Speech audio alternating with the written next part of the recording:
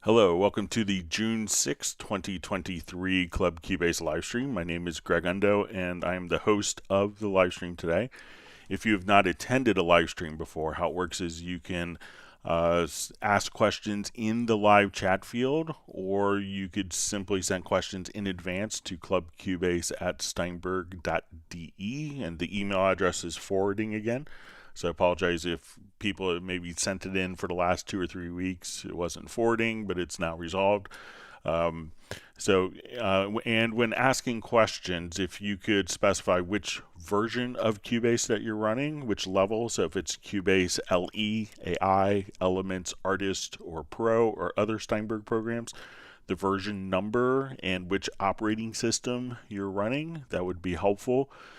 We should have an index of all the topics covered in today's live stream pinned to the top of the comments field with timestamps.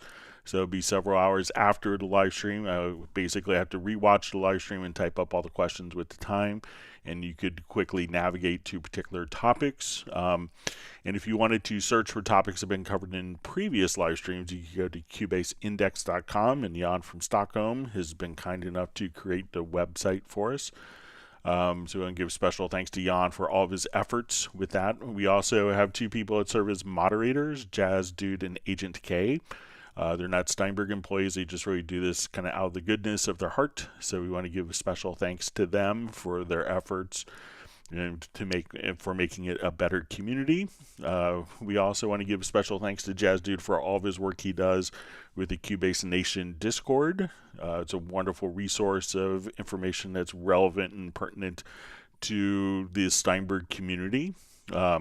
So once again, my name is Greg Undo. I work for Yamaha Corporation of America, primarily focusing on Steinberg products, and I'm the host. And I'm presenting live from Alexandria, Virginia, just outside of Washington, D.C. in the United States. If you're watching this live, please feel free to introduce yourself and tell us where you're from. It's always fascinating to see people chime in from all over the world. And with that, we will go ahead and get started. Okay, we have a question from Mike Rivera. Hello, Greg. How would I add a CC control on a sampler example to control volume or expression? Thank you. So I don't think that the sampler track actually responds to MIDI CCs, like MIDI volume. So let's come over here. I'll just test it. So we have a sampler track. And I think I'm just going to open up my MIDI monitor, and I think that this box here is transmitting MIDI CC7, so I have a MIDI fader box.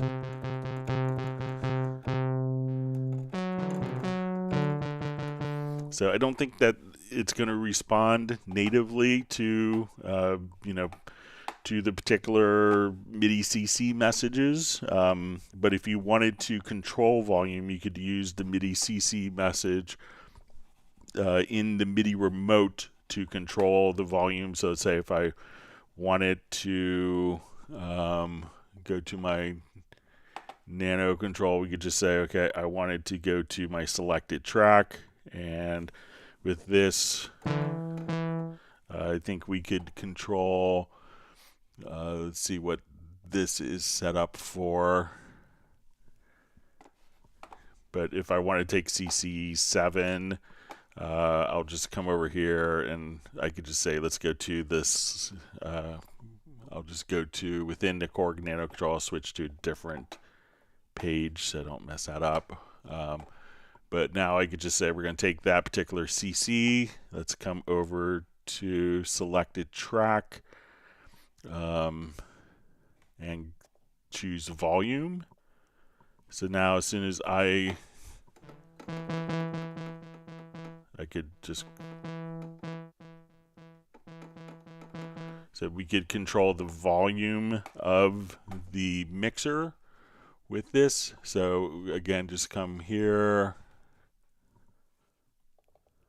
apply the mapping, and now As I move this up and down, we are basically controlling the mixer volume just like that, but by default it's not going to respond to MIDI CC 7 or 11. I'm not sure if there's a particular reason why that is, but it's just how it is.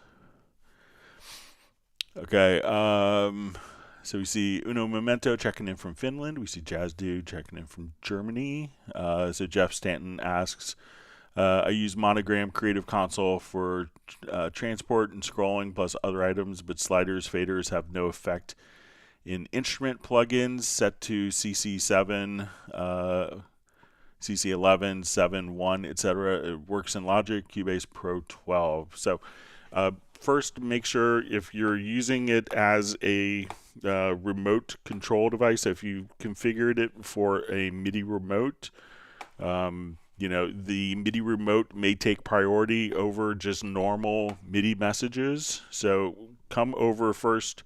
Let's go to like your MIDI monitor and make sure that it's actually being transmitted. So you can see that my first fader is going to be CC11. I have CC7.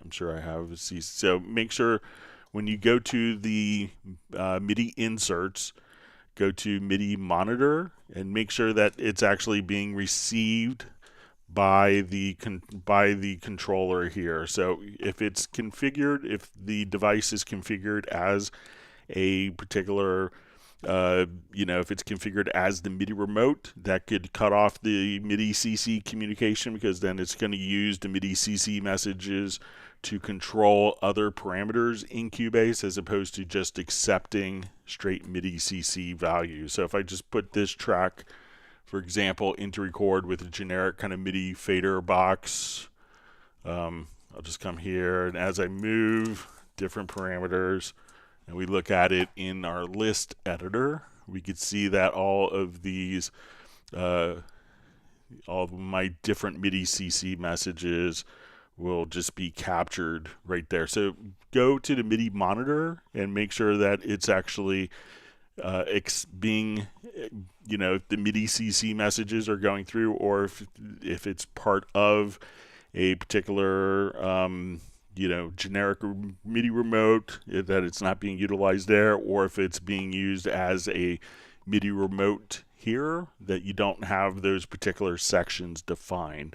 And then Cubase should be able to pass the MIDI CCs. But first go to the MIDI inserts on a track and go to the MIDI monitor and just make sure that it's actually seeing those particular messages as you move the faders accordingly. And if it sees that, then you should be fine.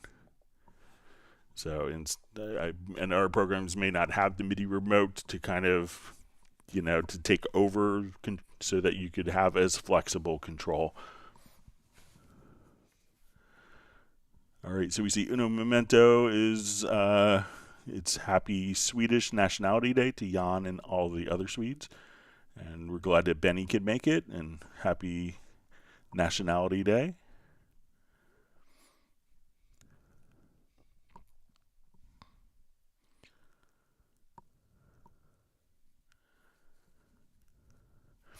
Okay. Okay, so we see Dallas LaRue just asks, I have a song that I want to tempo change from 66 in the verse to 74 in the chorus. Is there a way to do it without the tempo change being recognized? So I'm not sure what you say without the tempo change being recognized, but let me just show you how to do this. If we have a particular, let's say we'll do a multi-track project.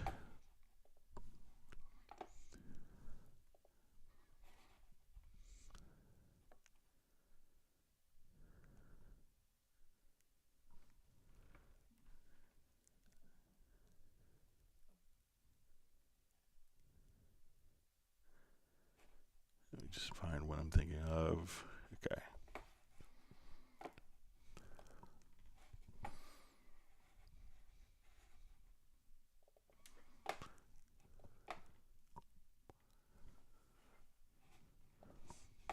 Okay, so we'll start off with a project maybe that doesn't have tempo change or tempo kind of defined in it.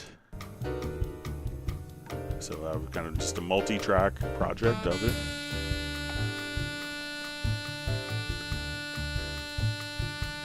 And I'm going to use the overhead track here just to find and do our tempo detection based on that.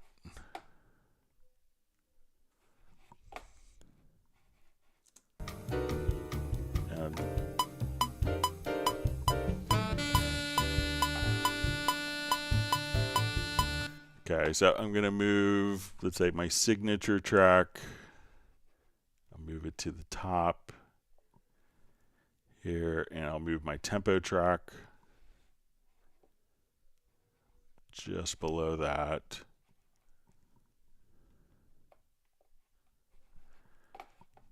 So let's select all the tracks here, all the events, and we want to come over to audio to advanced.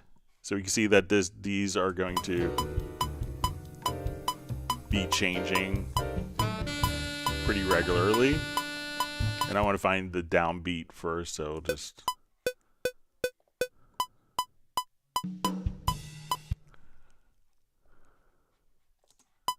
okay, so we'll say this is our downbeat here.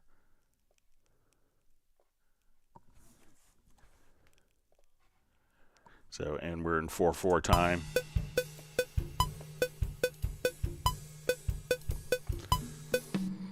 So now that I have my tempo and meter figured out, I'm going to just select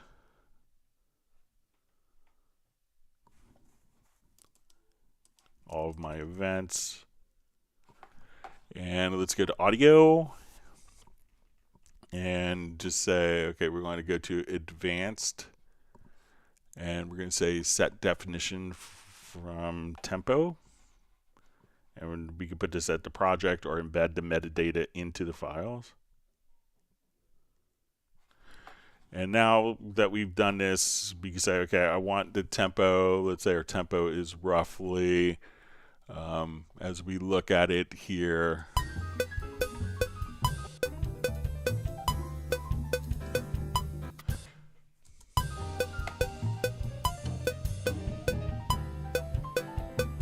roughly, let's say 140 beats a minute. So what I'm going to do now is to just, I will take my tempo map here, I'll do new version, and we'll say I'm going to start at 140 beats a minute. But let's say right at this particular point in the project, I want to go from 140, let's say to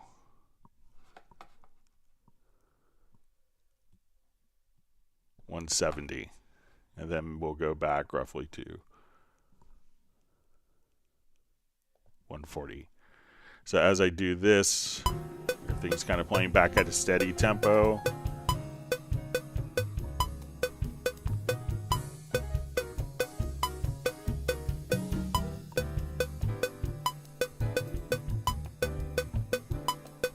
Then kind of as we get to the back to our original steady tempo, so we could do it like that. But when you say I don't want to do it without the tempo change being recognized, so but let me know if that makes sense for your workflow, and when you say how the tempo change is recognized or why you don't want it to be recognized. All right, so we have a question. Can you explain how to do a sidechain reverb for leads? Okay.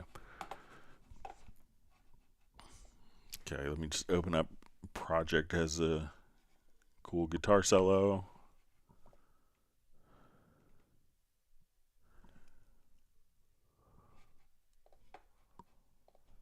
Sometimes get this order mixed up, but let's just come over here. We'll take a look.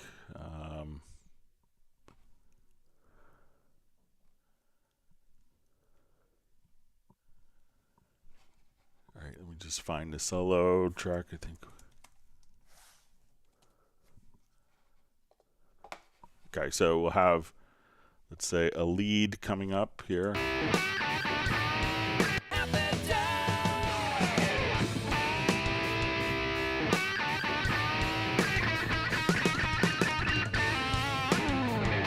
And I'm just going to cut out a couple of parts here so we could have some parts with space.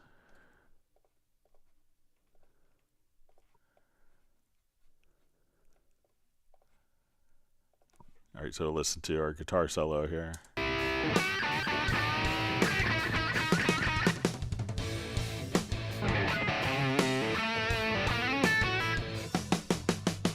Okay, so what I want to do now is I'm just going to duplicate this track. Let me see if I remember how to do this. And I want to add an effects channel to this. And let's add, let's say, a reverb. Okay, and on this effects channel track, I'm going to select that, and let's just put a compressor.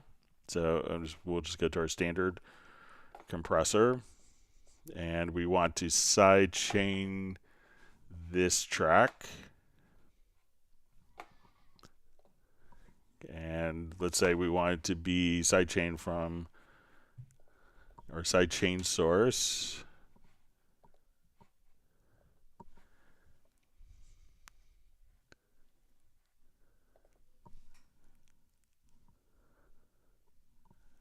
All right, let's make sure I got the right source here.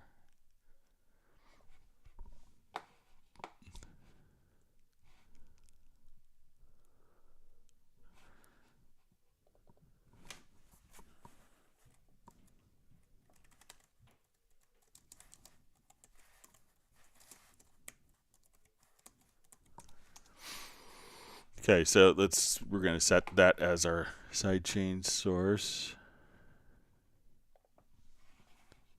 Okay, and I'm just going to take this output to no bus. So let's see. I think that might work. We'll give it a shot here.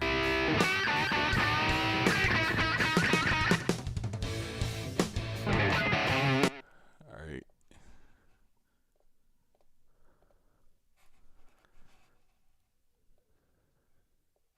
Let me put the compressor first.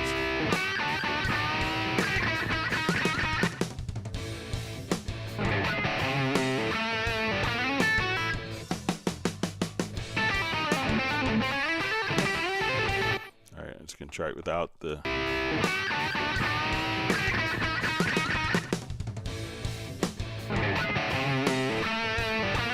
Alright, let's go to the sends, make sure that we have our RevX kind of going on here.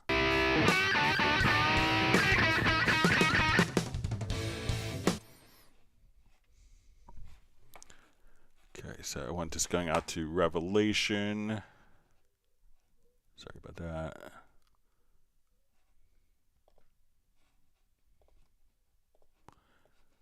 Okay, so now we should hear.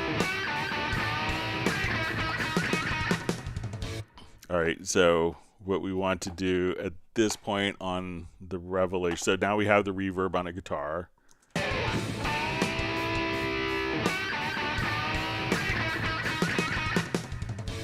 All right, so let's go to our guitar track here, or to this track, and let's activate the compressor with the sidechain.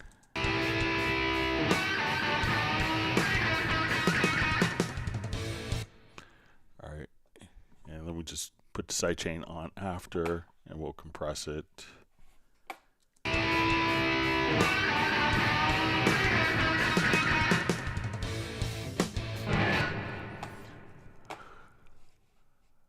I'm just going to check my... So I think that's generally how it's kind of done, is we could just kind of feed it. Just make sure I have the routing.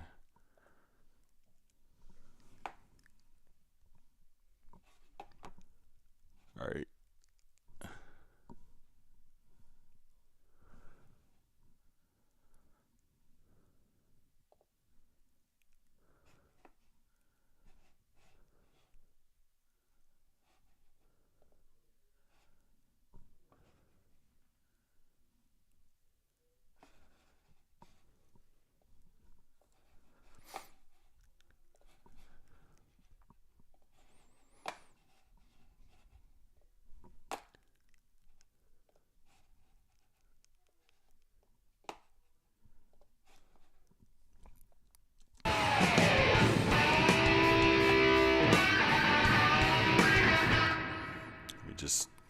delete that.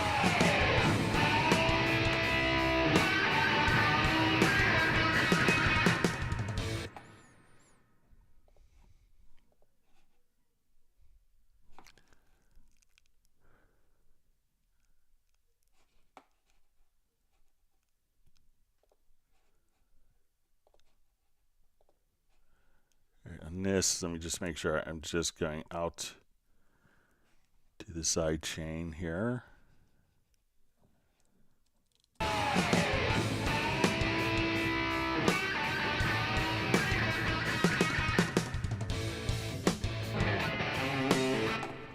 me just try one more time, but I think it's like you can feed kind of like the side chain input, but let me see if the compressor kind of goes after the channel. All right, so I'm just going to check my routing again.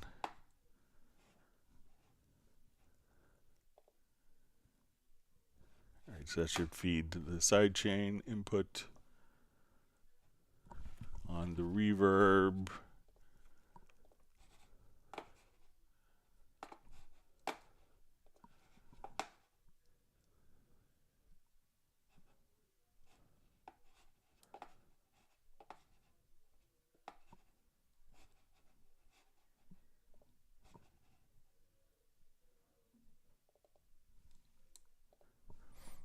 And let me just see if I maybe set up a gate instead.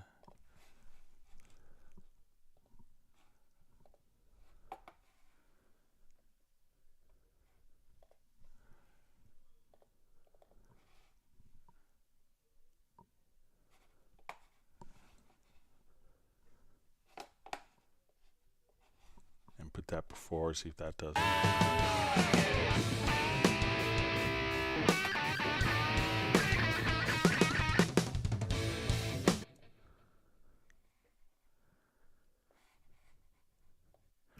Yes, I think it's something along those lines. I could play with it some more and kind of have it dialed in for Friday's live stream. Sorry about that. But I think if you kind of duplicate track and feed that as the input, I'm just having a bit of a brain cramp moment. Sorry about that. All right, so we see Razel checking in from Denmark. We have Spike Williams checking in from sunny Rhondda in Wales.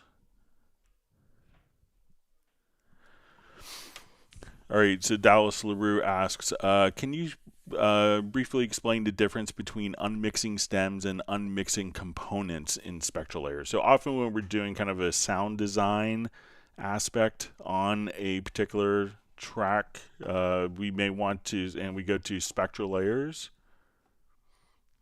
So we'll just open it up here. So we could unmix stems, which is going to basically be where as we go to edit, so we'll come over here to our layers, so we'll see unmixed stems, and this will allow you to kind of break down like individual instruments, but sounds are often going to have kind of different tonal characteristics. And if we come over here to unmixed components, and just make sure what we could do is just kind of as we work with this, we could unmix kind of noise, the tonal part of the sound, and the transient part of the sound. So this would allow us to kind of break down, and this is often what people would use for sound design, so they could take off the tonal aspect and maybe replace that. So let's say we want to do this for our guitar part here, so we'll hit OK, or for our kick drum that we have selected. So we'll just double click here, so we'll unmix the stems, or the components rather.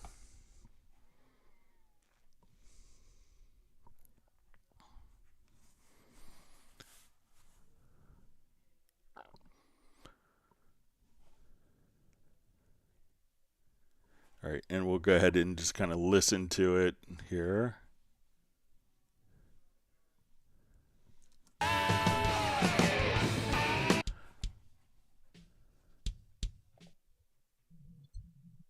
So that's kind of the tonal part. We have the transient, just kind of the attack and noise.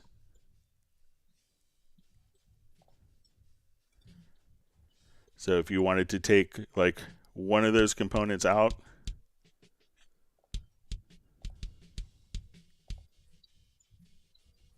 so we could take out the transient but leave the tonal part or the noise part.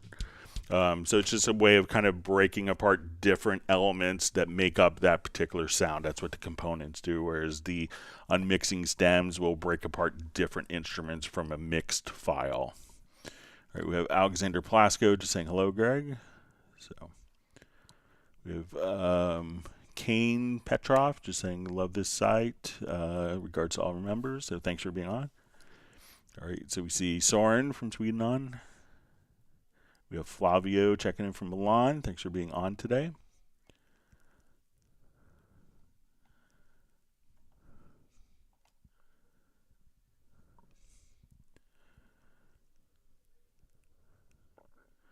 All right, we have Robbie Bowling from Dallas. All right, so we have a question from Andrew Fox. Hi, Greg, all from Ireland. I'm using Cubase Pro 12 on Windows. If I copy audio from one track to another, the label on the new audio track is the name of the original track. Can this be edited? Okay, so let's say we'll just show this in a different project where it's a little more obvious to work with.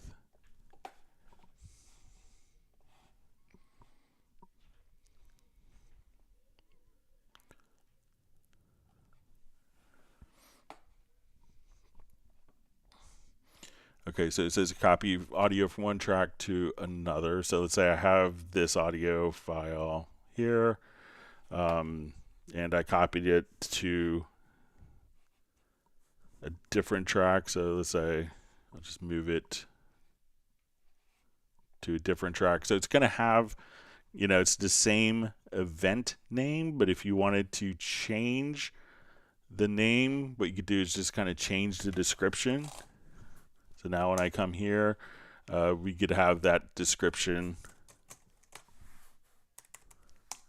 updated in the particular file. So that way we could see, you know, but, you know, if you're copying the same data, but if you just select on the actual description, you could change the name of the event right there. So let me know if that's helpful. All right, you see Jazz Dude just commenting on the current 40% off promotion for WaveLab. It's a wonderful time to kind of jump into WaveLab if you've been thinking about it. Great to see Michael Pierce from the UK. All right, we have Brian Sawyer just checking in from Beulahville, North Carolina. Hope you're doing well, Brian. All right, we see John Costigan online.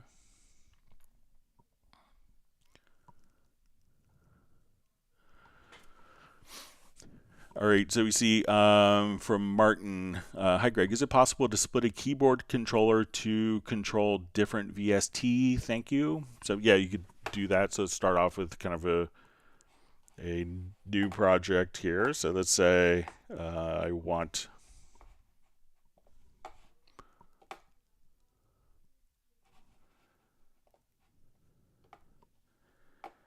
So we could do this kind of with the input transformer. So I'm going to add two different instrument tracks. So let's say we'll start off with a Howling and Sonic.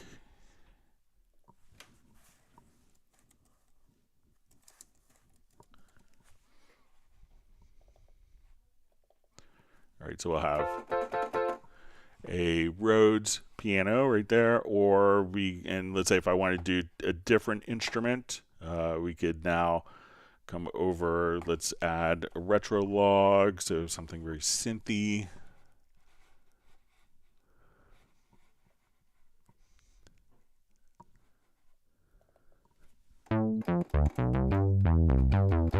All right, so let's say I wanted to do maybe a split. So I'm going to have my Nectar keyboard, and let's say at C3 I wanted to play the Rhodes, and I wanted to play the bass below C3. So we'll come over and say, okay, let's go to my input transformer. So we can see just right here. So I'm going to arm both tracks. So if I play them now, they would both sound once they're armed. I'm going to go to my input transformer and say, okay, on this track, I want to filter. We'll open a panel. And let's say we want to filter. And we'll say type is equal to note. And we'll say value 1, which is pitch, is going to be less than C3. All right, so now as soon as I come over here, and I'm just going to check my octaves on my controller.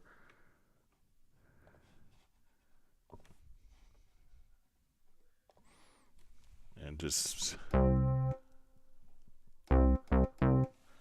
Okay, so we're going to, as this plays, we're going to filter out notes less than C3. And on this one, I want to just say, let's make this, we're going to go to the track, and I want to open a panel, and we're going to filter out notes that are higher than C3. So we'll say, okay, we'll insert notes, and let's come over here and say type is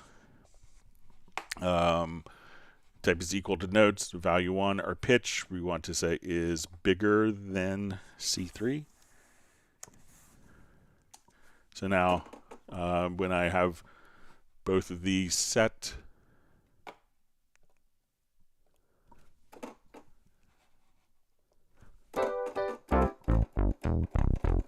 so as I open up, let's say, a virtual keyboard,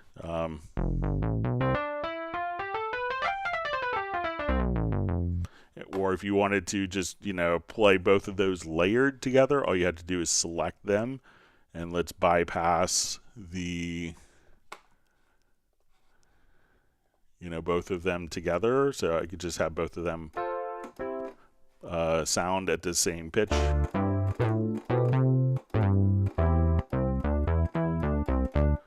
Now we could also set up where at higher velocities, I wanted one particular note to sound versus another note. So if we come over again to our track preset and we open a panel, and we're going to say where velocity is bigger or equal to 70. So we're going to filter those notes out now.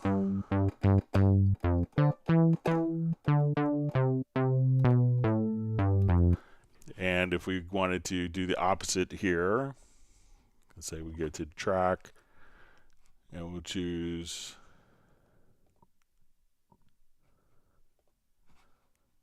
we'll open up the panel,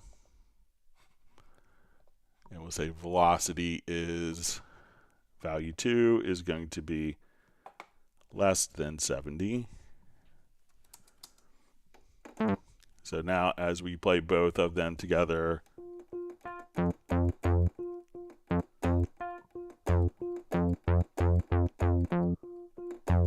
so lower velocity notes could go to one instrument, but you could play back multiple instruments and set up different conditions for splits and layering for different instruments, just like that, using the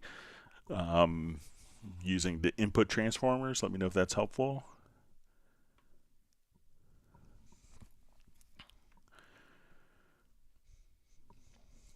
All right, so we see from John Costigan, hello, Greg. I'm using Hitpoints to convert an audio drum file to MIDI as you've shown. Can you remind me how? Is there a qualitative difference between Groove Agent 5 and Groove Agent SE? So really they're going to be kind of the same.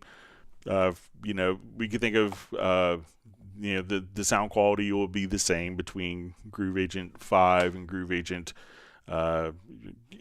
SE5. Groove Agent 5 is going to offer more performance, the ability to run multiple agents. But if you wanted to do triggering of particular notes, we'll come over and let's say I want to do it with my kick. So I'm going to take all my kicks and have them play this particular instrument. So I have a Groove Agent loaded up here. So I wanted to use this kick of C1. So go to the, and we could even kind of do it while it's playing. I'm going to go to my hit points. And I want to adjust my sensitivity here. So what we don't want to have is like when there's toms and snares that those are being kind of captured. So we want to just kind of change the threshold to only include what we want as kicks. I'm going to select this channel. And then when we go to the sample editor, we'll double click here. We'll see in the hit point section, we'll just choose create MIDI notes. We're going to send it to the first selected track, which I have the Groove Agent track selected, and we want to retain the velocity, the dynamics, and hit OK. And if you didn't do the wrong note, like I did, so I'll just do this again. We'll say, so I wanted to go to C1, not D1, so we'll make MIDI notes and hit OK. And now our MIDI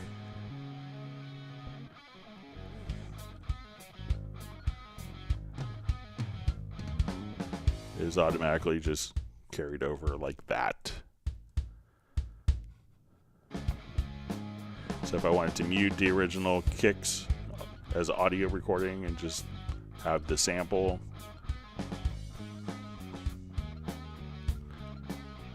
and this would also allow me to tune. So if I want to take that and pan it, adjust my pitch.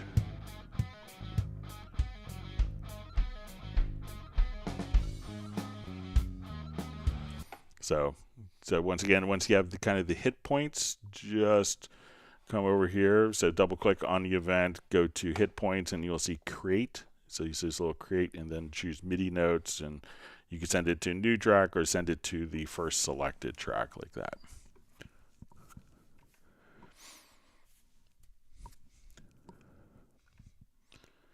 All right, wonderful. We see Michael Teams from Weatherford, Texas is online. All right, so we have Soundbeat Productions asks, hey Greg, I must have changed the setting in Cubase. After finishing recording on a MIDI track, the entire track becomes highlighted as if I have recorded over the entire track. So check, like when you're doing this, check your MIDI record modes. So you could just choose to, it may be set to do new parts or merge or replace. So let's say if we have this, if you had it on replace and then I recorded MIDI on top. So if I just we'll arm that track and I'll just hit record.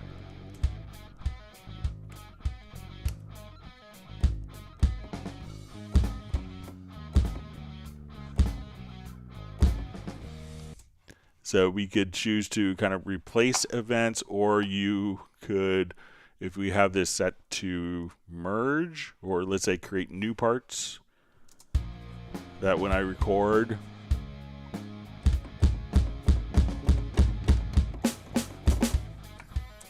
so now it's going to, replace the events. So the events are just going to be kind of overlaid. So check your MIDI record modes here on the transport and see what you wanted to do, whether you wanted to merge them, to replace them. And you could also see it directly from the transport, or if you go to the transport menu, you can see MIDI record modes. So you could just simply adjust right there. So I think that's probably where you may have changed something accidentally. All right, so we have Noah saying hello to everyone. Thanks for being on. Michael Teams is already giving his virtual ice cream distribution. So kind of him. Now it's almost summer in the northern hemisphere.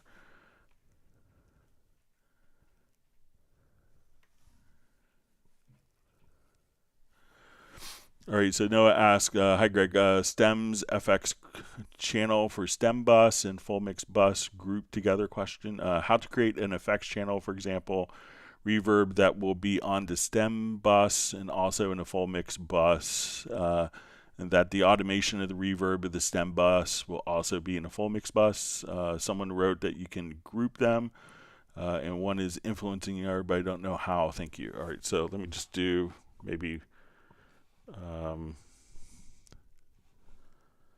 think I might have kind of a project kind of set up to show this. Let me just find it quickly.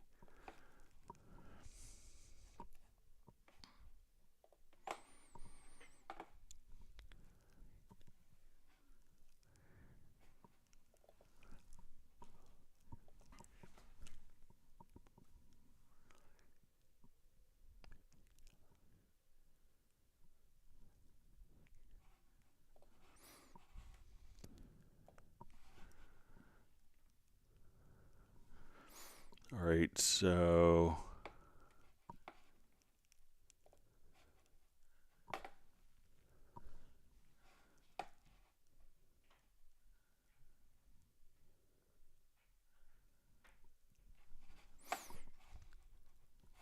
okay, so let's say we have our project like this, and I think I have, if I remember correctly, we'll look at.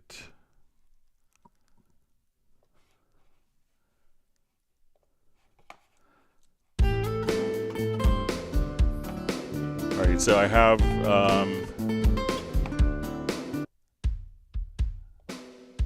so this is going into, I have everything here is going into one reverb.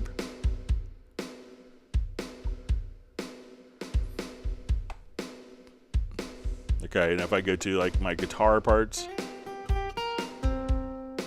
that's going into the same.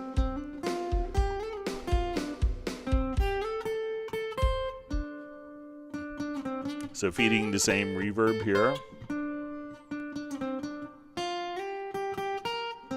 Let me make sure.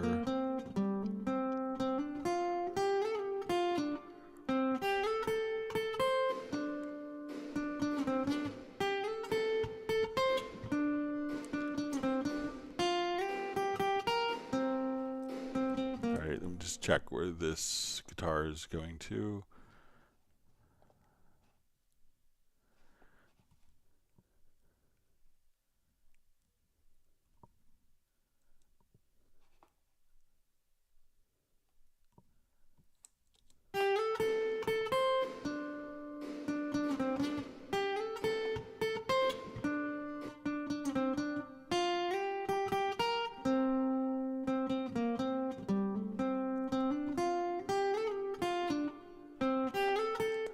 So let's just find the destination of this real quick. Okay, so it's going into the guitar group.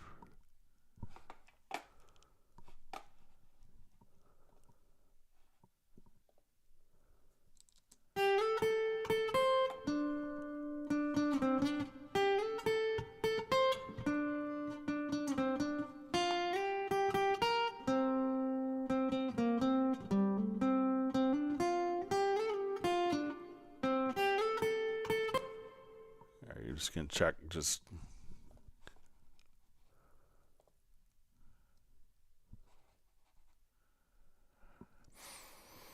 all right, I'm going to send these two guitars to, let me just, to the same one that we're sending our snare to. All right, so we go to our snare, this is going.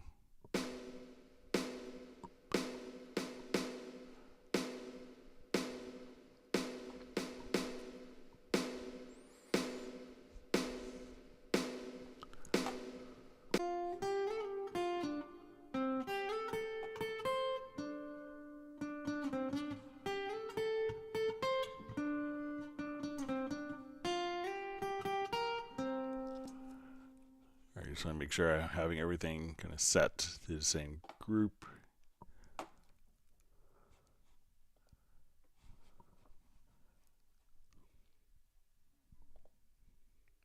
Okay.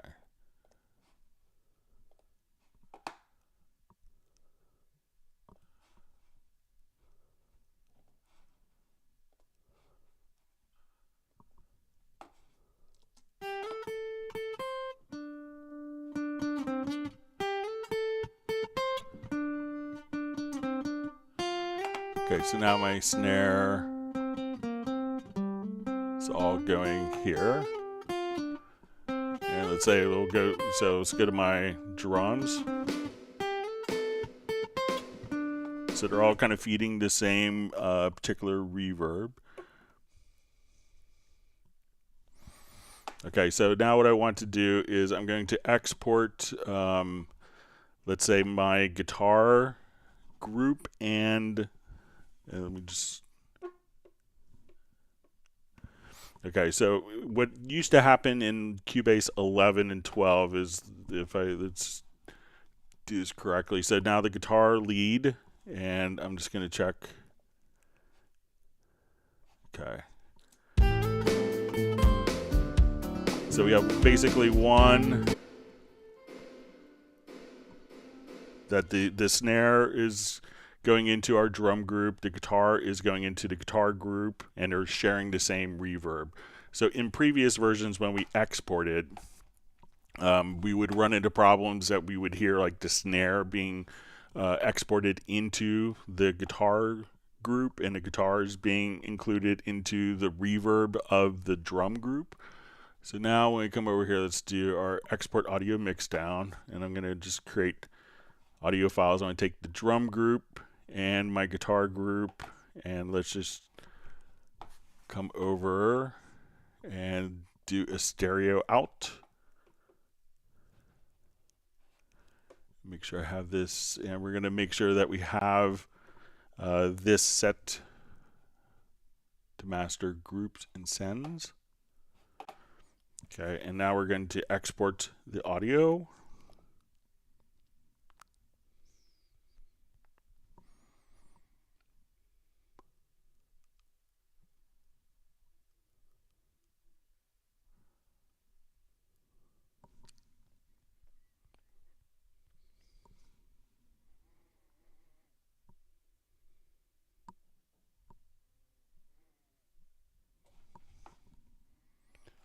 Okay, so now we'll listen to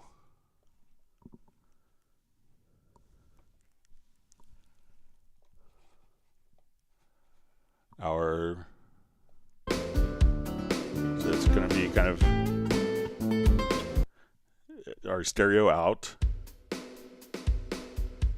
So now we have our drums, even though it's feeding the same reverb, we don't hear the guitar. And we go to the guitar.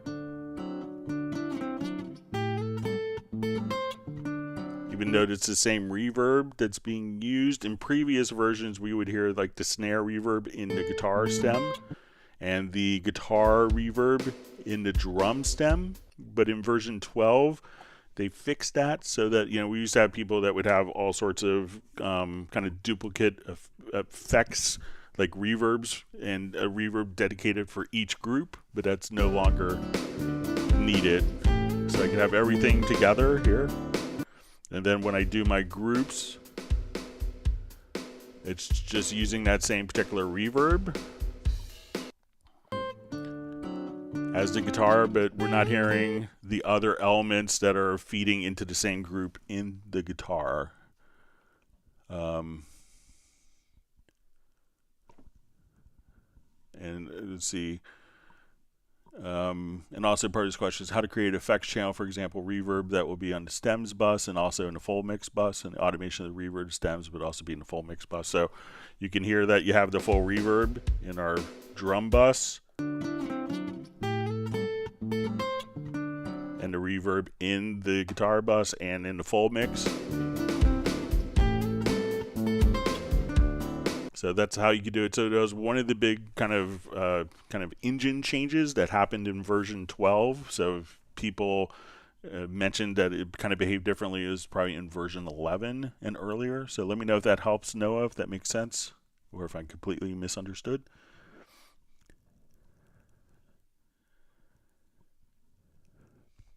All right, great to have Anteas on.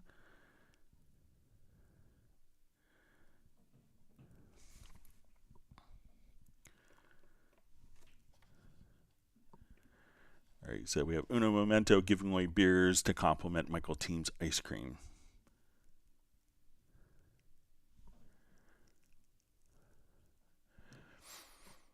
So we see from Noah, and he had a question on Friday's live stream, and so about copying the expression map in attribute to a different MIDI track. We were able to do that. So I didn't find a way to do that because the attribute is tied to the note. So when the note is deleted, then at that point, it's the expression map that's tied to that particular note is going to be deleted. But I'll make sure to mention that to the team. I know that in the future that they're collecting information, but I'll make sure to include that in feedback. All right, so wonderful to have John Barry on from sunny English Riviera. And he asked if my email is back working again, Greg. So yes, it is. So if you want to send that that input transformer for changing the left and right hands, that would be great. All right, we have Michael Teams just wants people to whack the like button. I'll concur with that.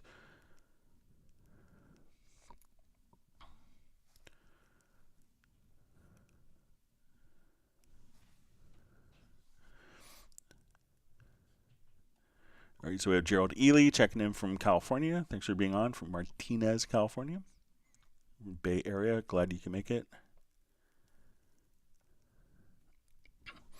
See a comment from Andrew Fox. His earlier question is, I can't believe I missed how to do that. Easy when you know how. So that's why you can always come back to Club Cubase live streams. But glad that it worked.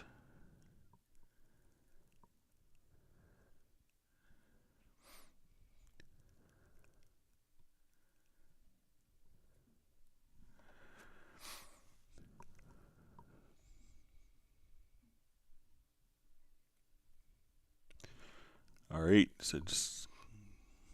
so we have all right, so I see a question. Hey Greg, can you explain automation to me in Cubase from an EQ automation to automation of a synth like retrolog, cutoff, LFO? Thanks. Also, any Cubase update this summer? Wink. So, I think Cubase will come out when it's ready.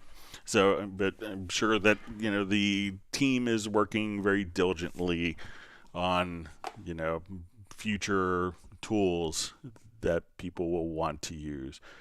All right, so let's say if I want to do automation on a particular, let's say EQ automation. So most of the stuff is really pretty simple. You could just kind of grab it and start automating.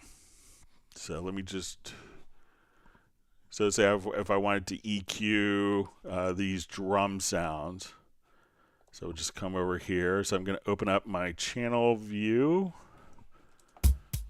All right, so all you have to do is kind of click on W to write automation. So now if I just come here,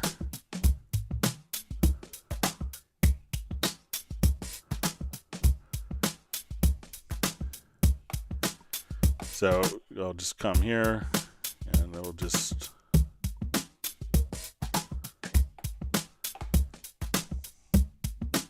and now it's just playing back. So if I had an effect send, so say if I wanted to add a reverb and I wanted the reverb to get more blended in to the particular track and I wanted to automate that, I could just come over here.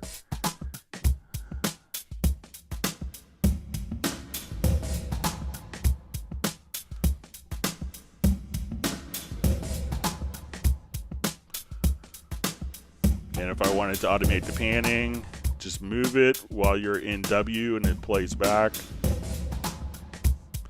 And let's automate my volume.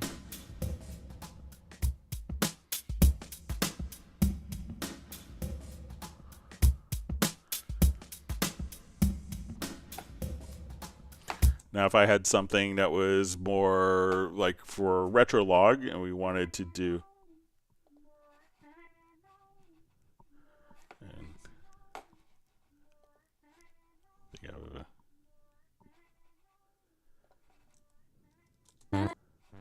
all right, so say if we wanted to come over here and just automate retrolog. So let's say if we wanted to come over and I'll just lay down a quick part.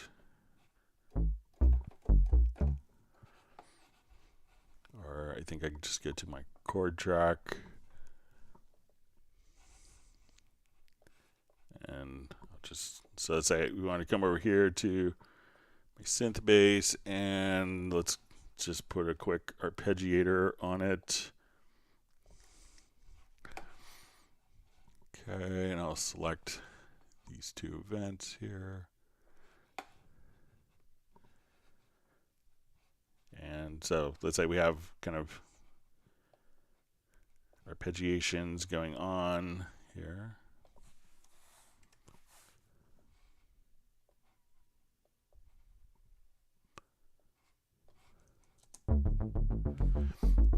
All right, so to automate parameters, all you'd have to do again is just kind of come right over here and click on W.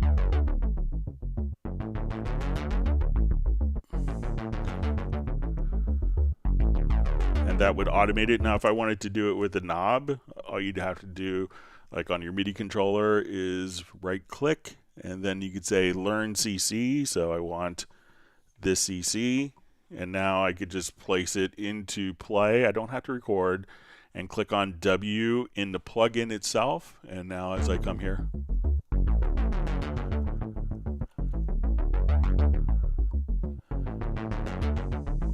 and let's say I wanted this to respond to the fader next to it, my resonance. So now as I play, I could just move these two knobs.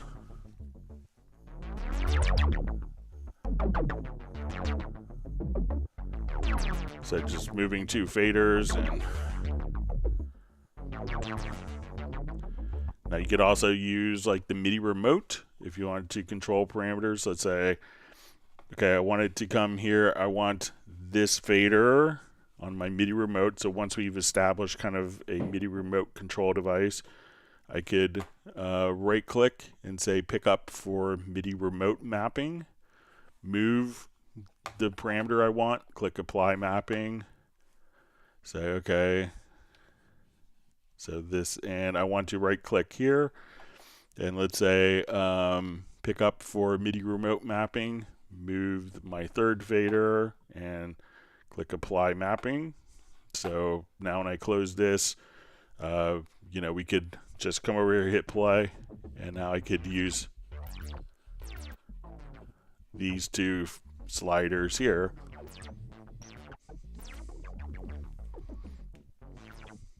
and have complete automation. So, you know, if you want to automate parameters in the plugin, you could just click on the W button and then click on R. So that's W is write automation, R is read the automation back.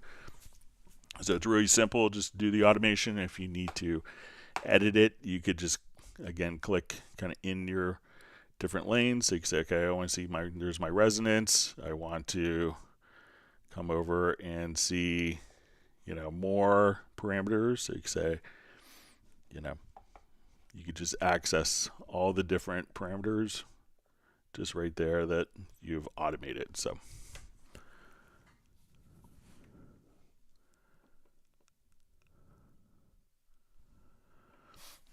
all right, so Kim Bulow Bonfils asks, hi Greg, lazy question here. Is there a quick way to calculate the max volume level of the master output without playing through the entire song?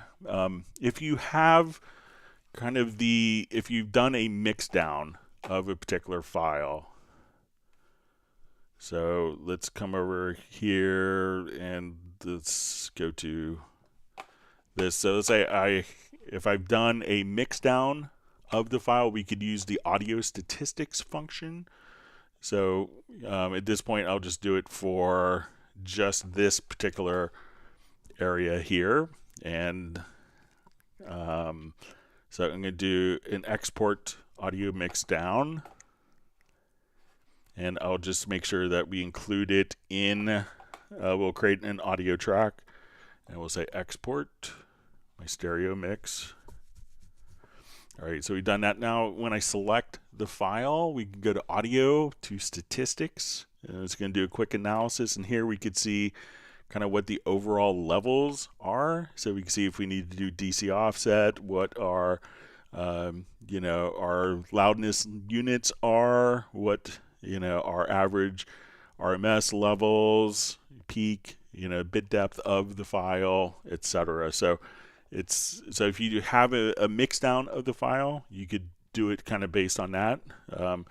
But you know, if you wanted to get kind of, even as you're playing, if you open up your inserts here, you can get a pretty good idea. So let's say if we go to your supervision analyzer,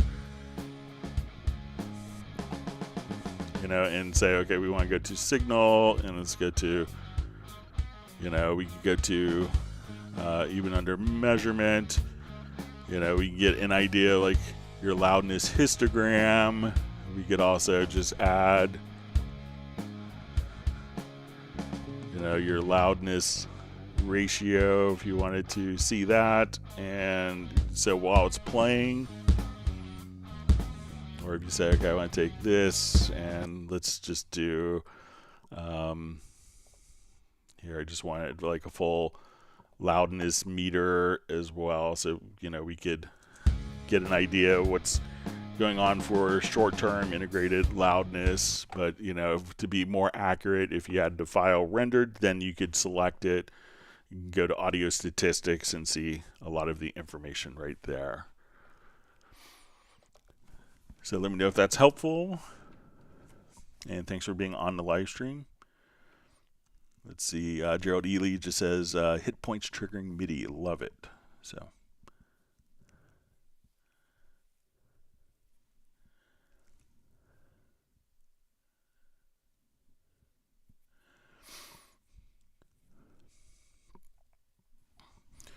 Okay, so you see John Costigan has a quick clarification to his question. It says, I wasn't clear on the question about drums. I have a drum wave file in the sampler track, and I'm trying to load the hit points into Groove Agent on separate pads to record the pattern. Okay, so if it's, sorry for my misunderstanding, John.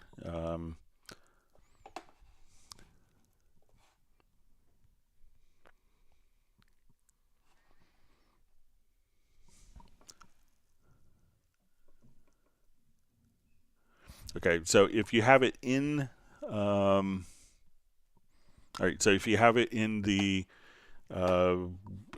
sampler track, so let me just come over here. I'm just going to go to the sampler control here. All right, so let's say if we've sliced here, so what we could do is, and if we wanted this, so once we've sliced here, we could just drag this out to our project window if needed. But we could also, if we're in the sampler track, you see these three arrows that point up. We say, let's go and import this to Groove Agent SE. And now as we come over here, we can see each of the slices is automatically been mapped to the different drum pads.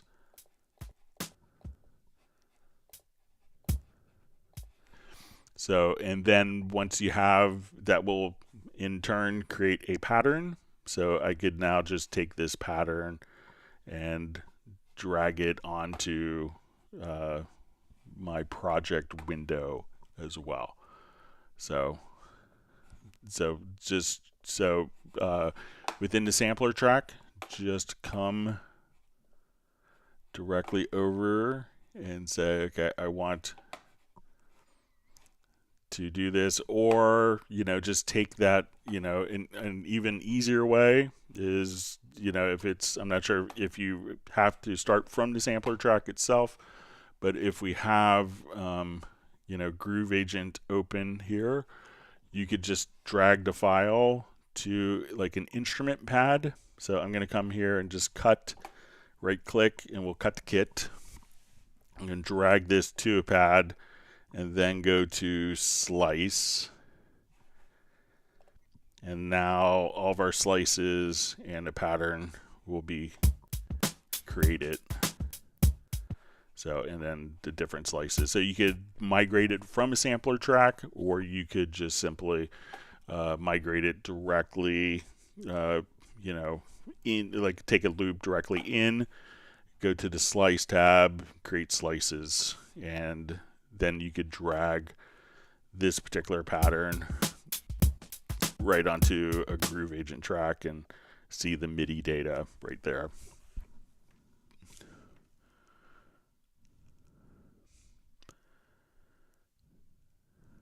All right, great to see Johnny Lizard on. And his question is how to move or sort the sends on its rack. I'm going crazy trying to find an answer. Okay, so if we have, you know, a number of different sends, so let's say if I come here and I'll just move this real quickly. All right, so I will, let's go, I'm going to add some effect sends to my tracks. So let's say I'm going to add, let's start with the delay. So I'm going to add effects channel to the selected track so it's populated. So we'll do a reverb. Let's do a delay.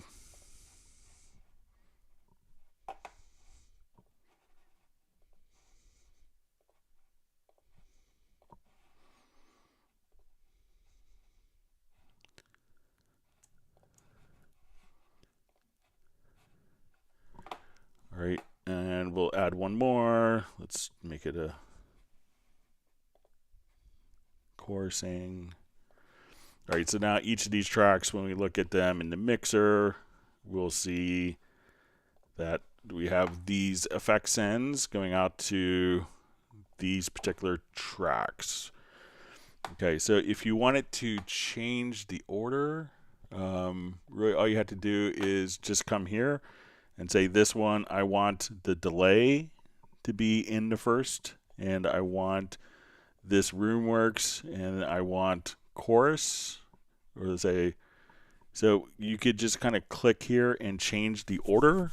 So let's say if I wanted to, so if that's the question, so let's say if I come here and I added the reverb first, but I want the delay in the first send, so I'm going to select these and I'm going to enable Q-Link and let's see if that will do the trick. So let's say mono delay. So now mono delay is in all of those selected tracks, and I want chorus in send 2. In send 3, I want the revelation reverb. So you could change the order of the sends just like that.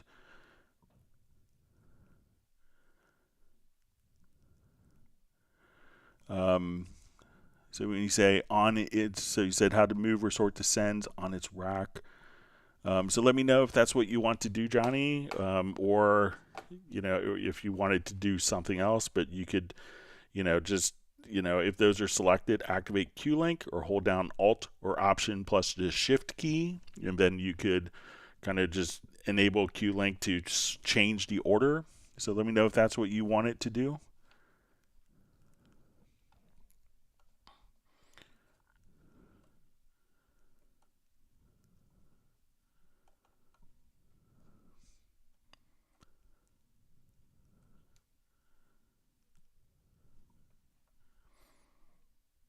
All right, sorry, my chat field just jumped.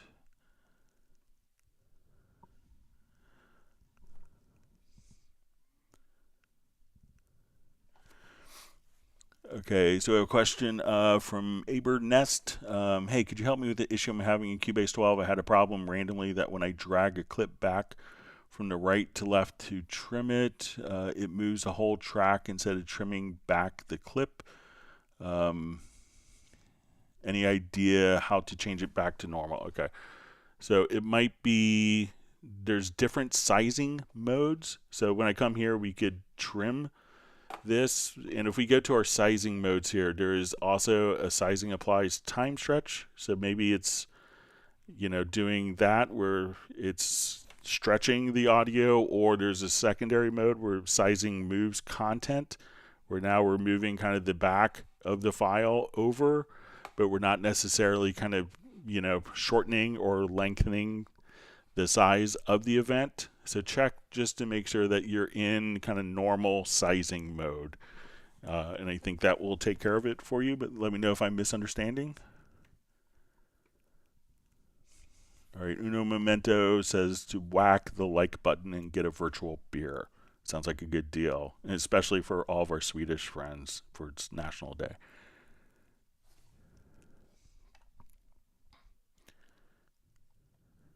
Spike Williams says he was like number 14, so he's expecting his virtual beer.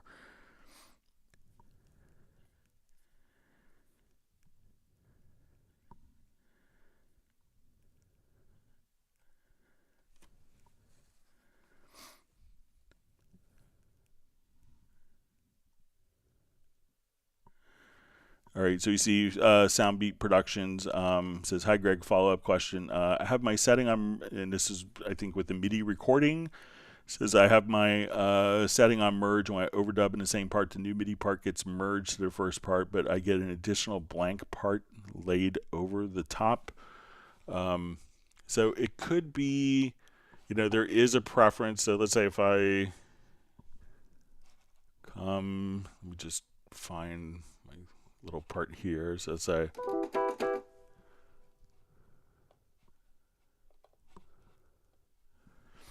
okay, so we'll just make sure.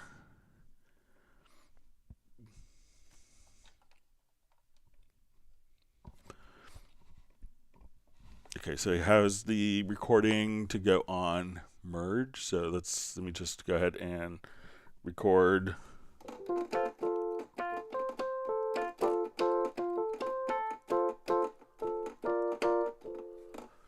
Okay. Okay, so it says, so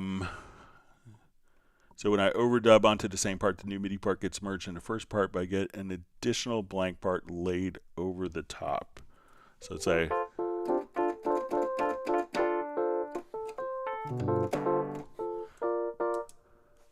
all right, so now I'm going to go ahead and just record some lower notes.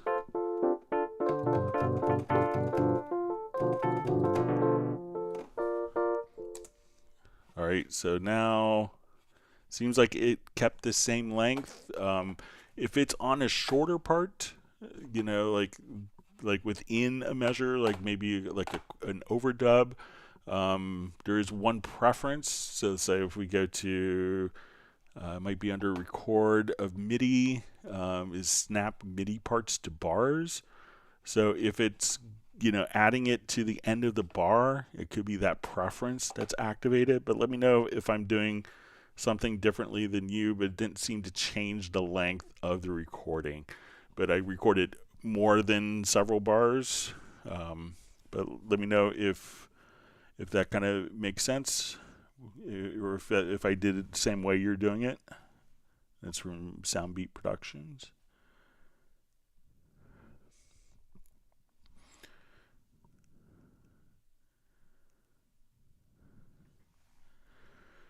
See, Spike Williams is happy with Michael Team's choice of Black Diamond, as the Rhondda Valley is famous for anthracite.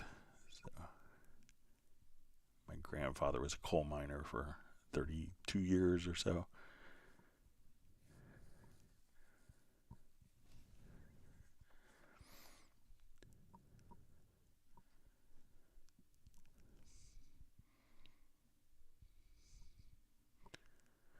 All right, so we have Michael Ronberg, just says, or Mikal, here from Amsterdam. Big thanks for the live streams using Cubase 12 Pro and Windows 10. Thank you for being on the live stream, and I'm glad to hear it's helpful. All right, Filter Freak is on, says yabba dabba do. All right. All right, so Michael Teams has given me 1 gallon of Cubase Black Diamond ice cream for my family and myself. That's good, because I think my son may have snuck the last ice cream this morning for breakfast. He's pretty sneaky. All right.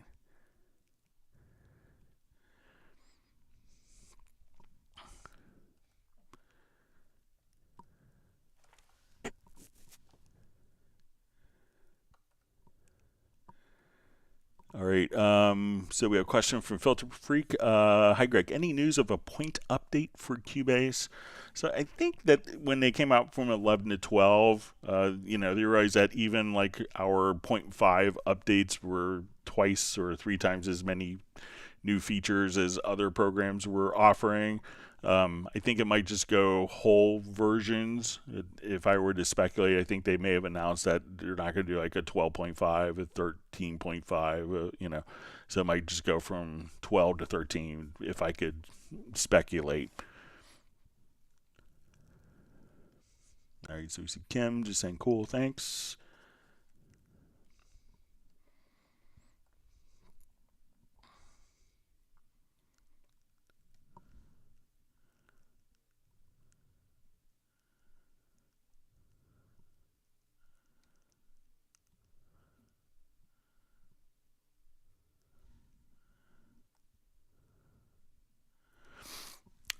All right, so we see, as you said, I'm on 11 Pro. The person who wrote this, in my template, I have a separate reverb for each stem.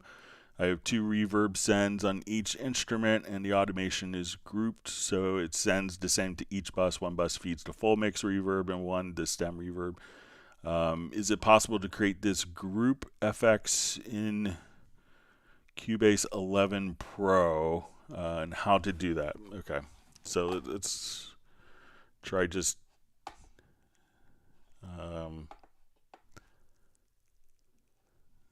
I'll just kind of create a simpler.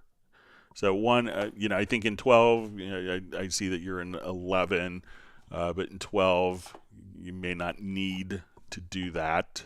So, but let's go ahead and just create new project here. So,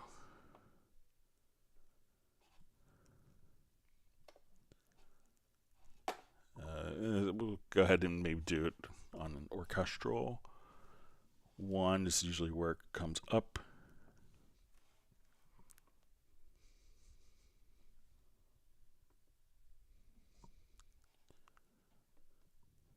Okay, so let me just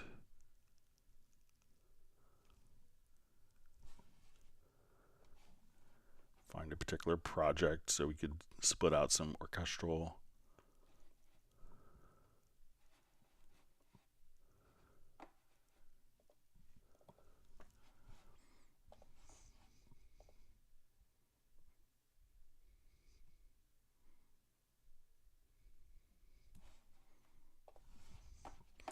Okay, so I want to take the oboe,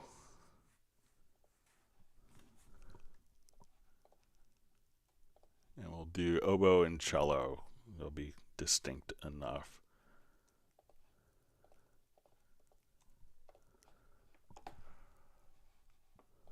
All right, we'll destroy a perfectly good Schubert piece. All right, so.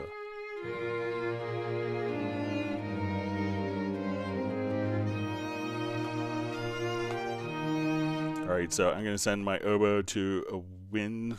All right. All right, so I'm going to send this to my string group.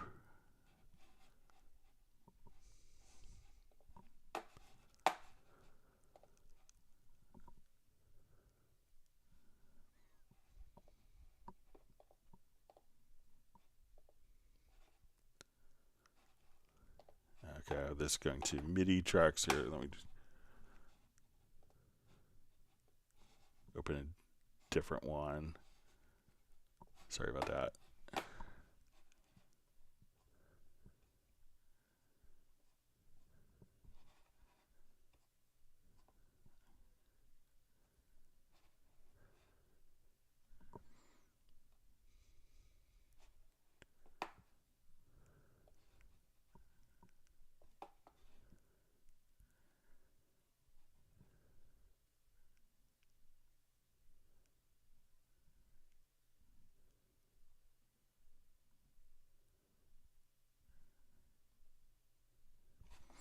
All right, let me just add some new instruments here real quick. So I'll do it as instrument tracks.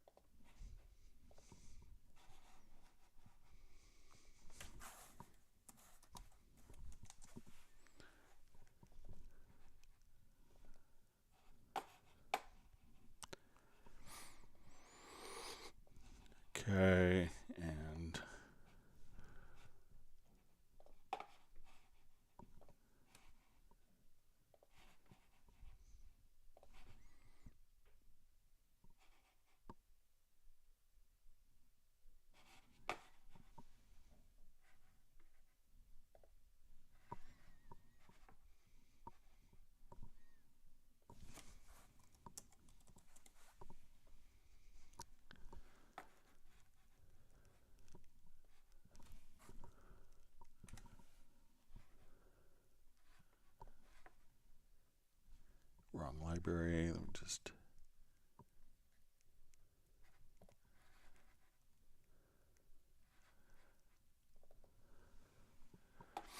Okay, so.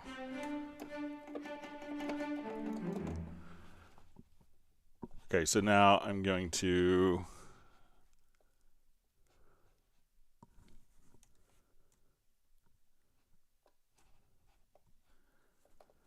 send these to groups. So I'm going to add a group channel. We'll call it wins.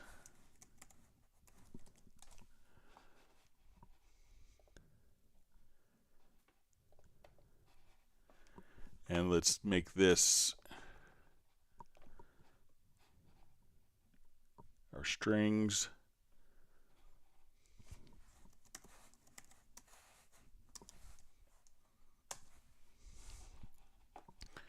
Okay, so now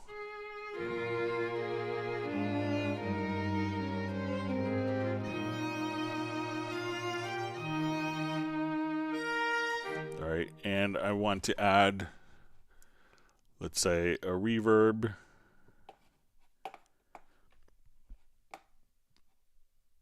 to our, I want to add a reverb on, let's say, our master out.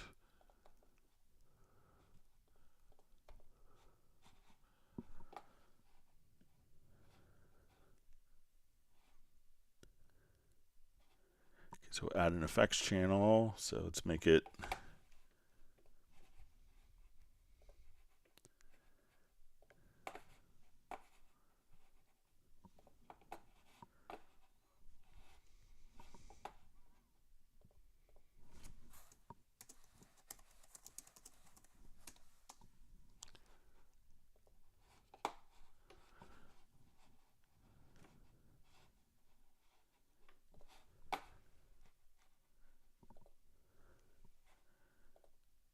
okay, so it's going to go our master verb, and let's go to our Hallian Sonic, and we'll send this to the master verb. Okay, now on the winds and strings group, I want to add an effects channel here. And I'll just do revelation just so it's not as confusing. All right, so we'll call this winds rev.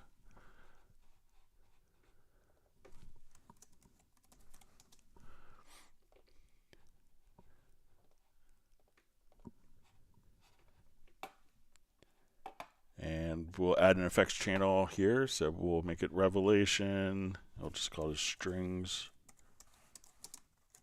rev.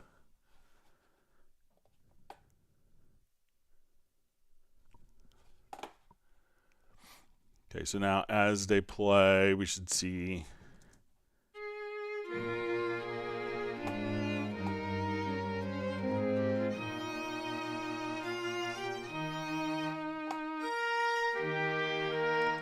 so I'm going to take this audio out, and we're going to feed the Hallian Sonic to our winds group. All right, so we should.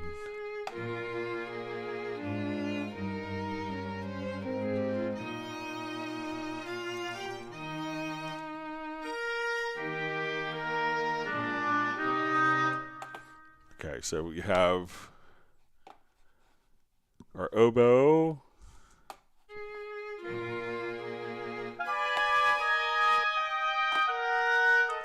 Just turn down the volume, it's annoyingly loud.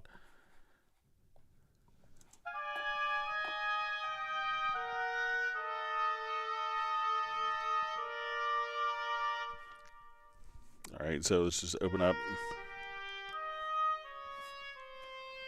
All right, so we have our master verb here. I'll move it down to the bottom. And let's listen to our cello now.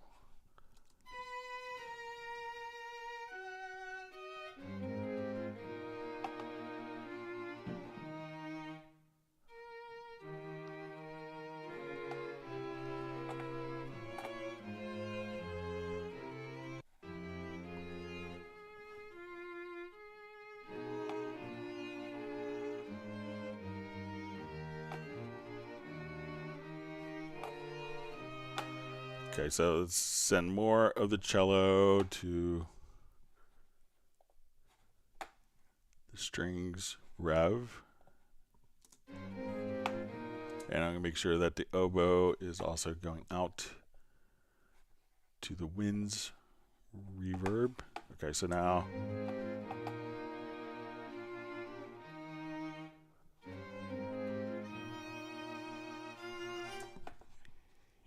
and I have some other tracks that are hidden visibility wise.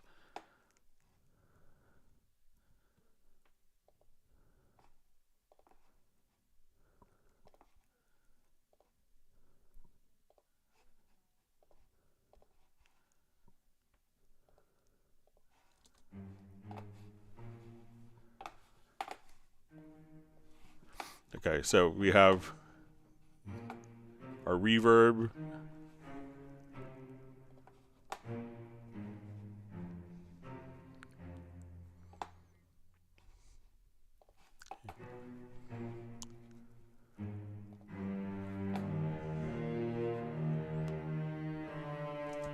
Okay, so we have this set up. Sorry, it took a while, and just make sure I get back to.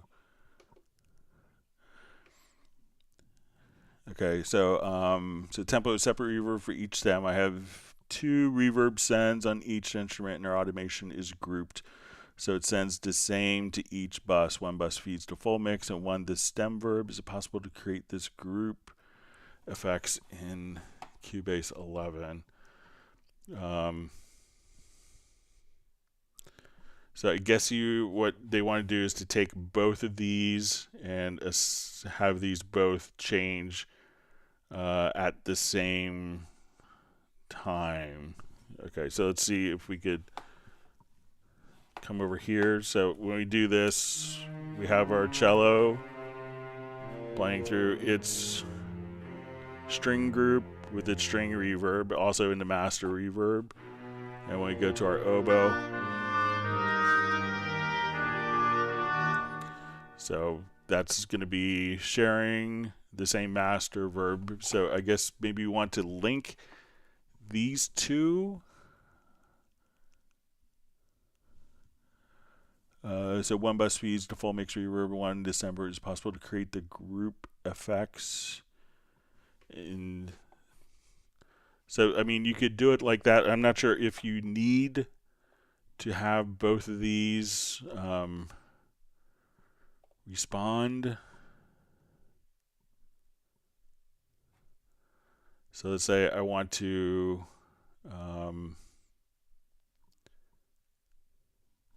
pick up for MIDI remote.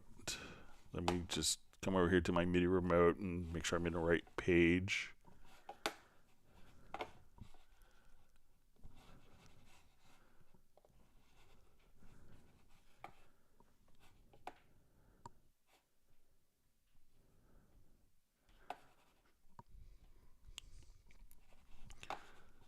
Okay, so let's say we go to the oboe, and as we come over, let's go to the audio channel settings. Sorry.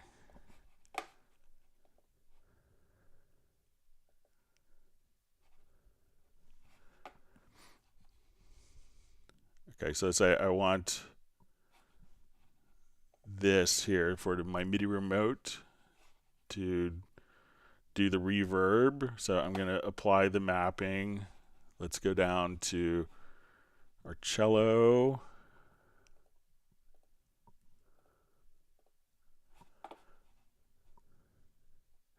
And I want the strings reverb here to be picked up. All right, so when I go to my mixer here,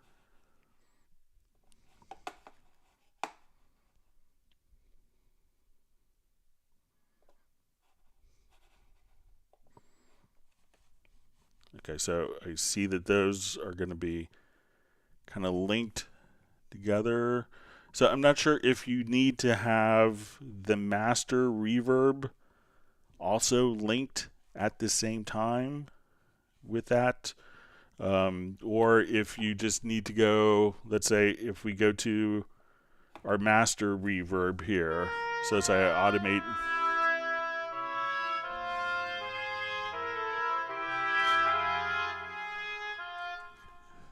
so if we automate these tracks, so I'll just automate the effects sends.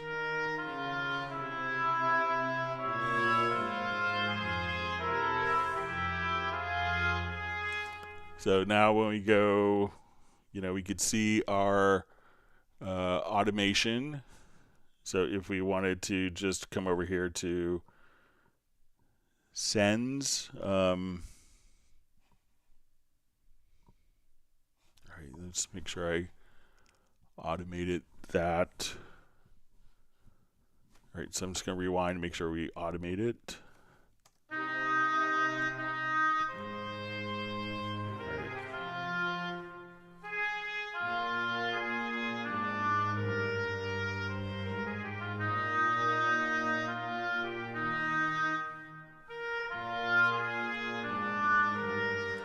So I'm not sure if you need to link this to go into the master, if you want this like these two to be linked together so that this move is automatically feeding this, but you realize that when you're feeding different sources into the master reverb, that particular reverb is going to, if we have these two automated, that these automations could conflict with each other when it's being copied to this automation. I'm going to save this, and maybe if you could specify if you anticipate the group or like the master reverb popping up and linking these particular channels, but if we're doing like our reverbs at different times, that's going to react very differently. So let me know if you want these two to be, controlling the level going into the master. And I guess you could take, I guess what you could do is maybe take, let's take our master verb and let's say our winds reverb, and let's put it into a group channel.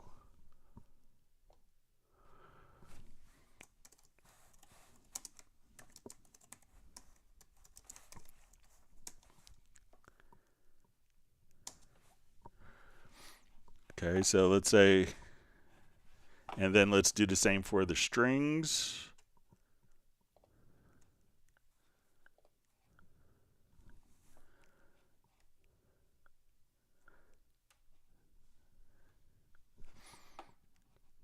All right, so let's take the strings reverb and the master verb, and let's make a group track of that. So we'll say strings and master.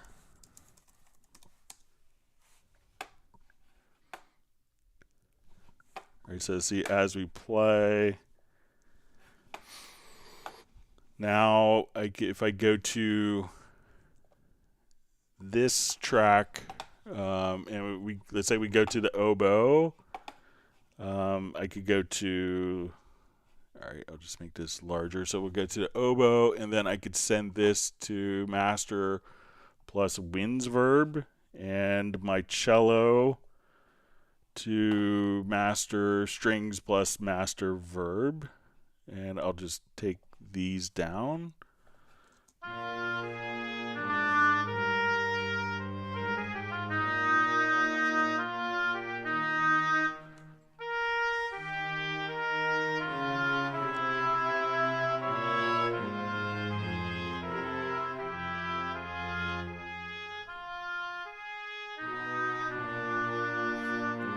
So if we, but those, but the strings would be combined, the once if you're combining it like this, because the oboe is going into the master verb, that will feed the because we're sending both of those to our master reverb. So you could have the so the oboe would show up in the reverb of the oboe would show up in the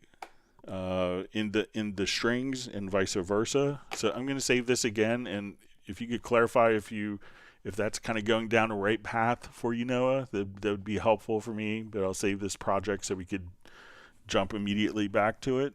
Sorry it took so while to get there. All right, great to see Val you on.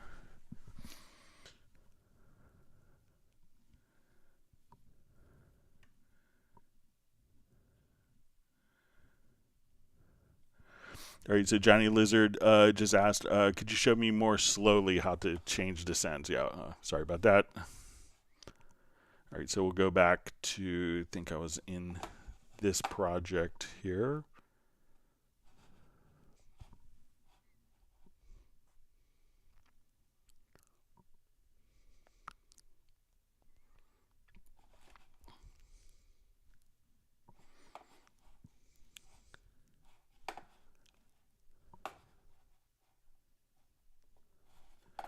Okay, so we have our effect sends here. So I'm going to turn on Q-Link, and you can do this. So, and we see that we have I'm going to select the channels that I want to change.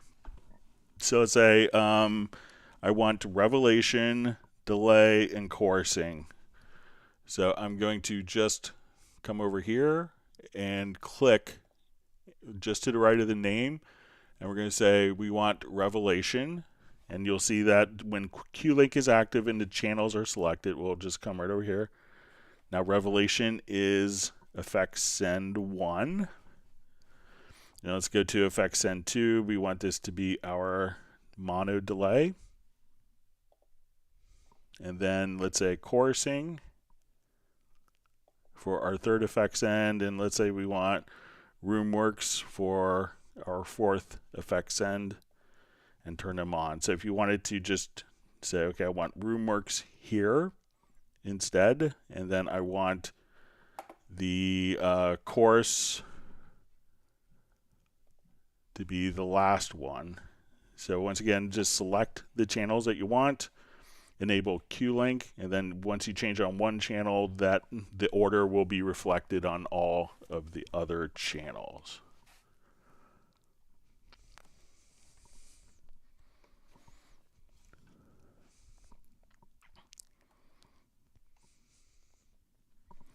All right, wonderful to see Sable Winters on. She's juggling our Hangout and the Naris Showcase series. Yeah, I saw. I got an email about that as well, Sable. Okay, so John Koskinen says, thank you, Greg. The drums to MIDI transfer is much clearer now. That's great.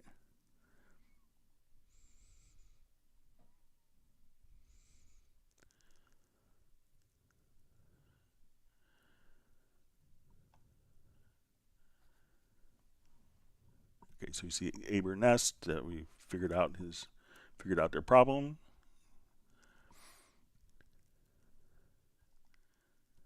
All right, it was the sizing mode. So, and he just says thank you for these live streams. Glad it helped. You're one mouse click away from happiness, as my friend Greg Lukens would say.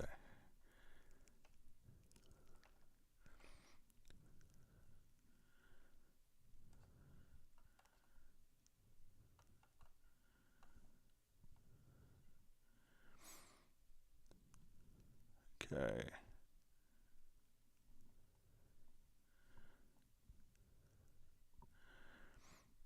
All right, wonderful to see Matt Elston on. Glad you can make it from London.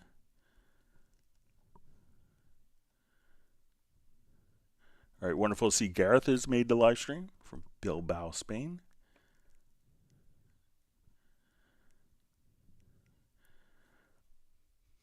All right, so we see Roots Green is on from sunny UK. I think in Lowe's or Lewes.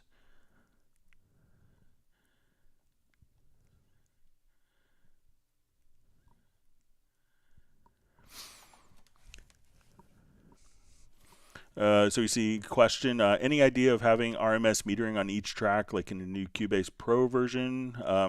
I'll pass it along, but I'll pass it along, and people have asked for it earlier as well, but I'll pass it along as a feature request.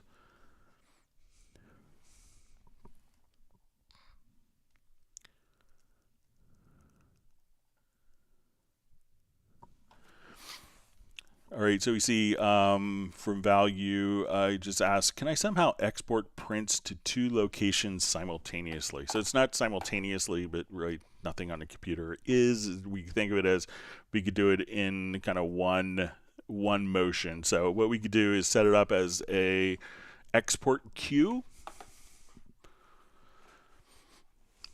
So let's come over, let's say we wanted to do this and I wanted to do an export to 2 locations. So I'm going to say, let's come over here and export audio mix down. So let's say, okay, I want to send this to my mix down folder. Okay, so we're going to call it file value.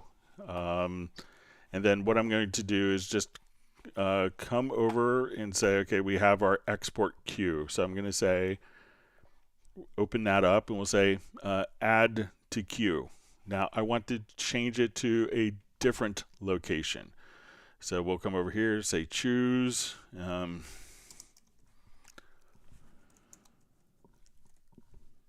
say value mix down. So 1 is going into, my documents folder. 1 we could just change to desktop. Okay, and then I'm going to say add to queue. So we can see that as we work with this, we can see kind of the folder. So it's just going to go to the project mixdown folder. This is going to go to the desktop. So when I say start queue export, first they're both going to be created simultaneously. So once again, just come to your export to audio mixdown and add to queues. If you don't see the export queue, just click here in a little window, and then you could have that pop up just like so. And just choose different destinations, different audio file formats, different bit depths, different sample rates, and you could export multiple files right from there without having to do it over and over and over again for different locations. So let me know if that's helpful.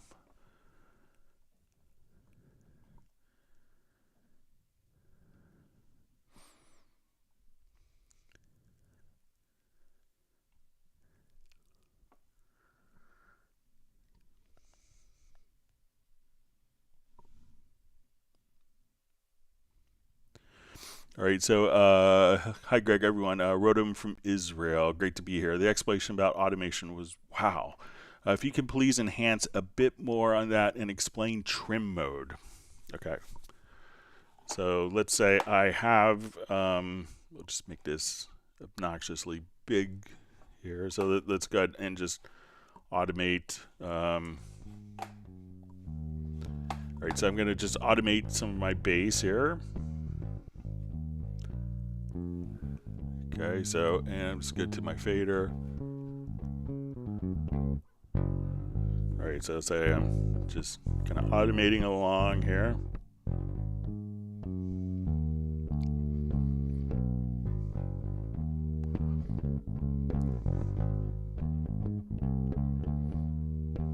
All right, we'll leave it there for just a little bit.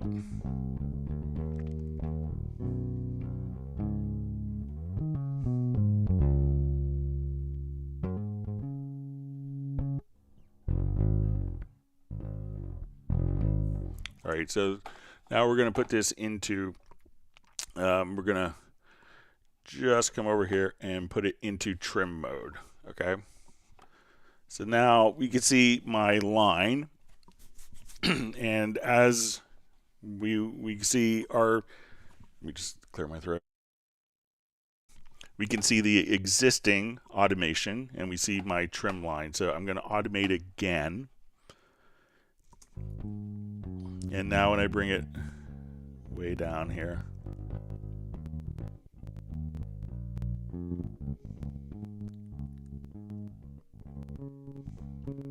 So.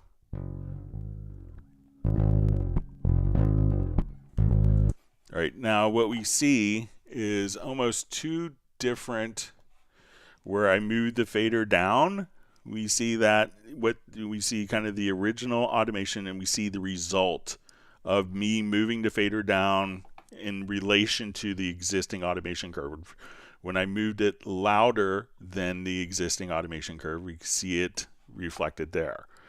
So this way you can say, okay, I liked all of the changes I did, but I want to increase or decrease them. And then once we're in trim, we can say, okay, I want to freeze all trim automation in the project. So instead of having kind of two different automation lines, I could just come right over here and we'll freeze. And let me just come right over here. So we'll just say freeze trim automation on selected tracks. And then you could just have the automation immediately just kind of switch over to reflect all of the changes that you made. So whereas before the automation was, much higher, at this point we could just trim the automation to take the existing automation, make it louder or softer. So doing like little changes here or there where you want to retain the curve, you could now retain it and then just kind of move it up.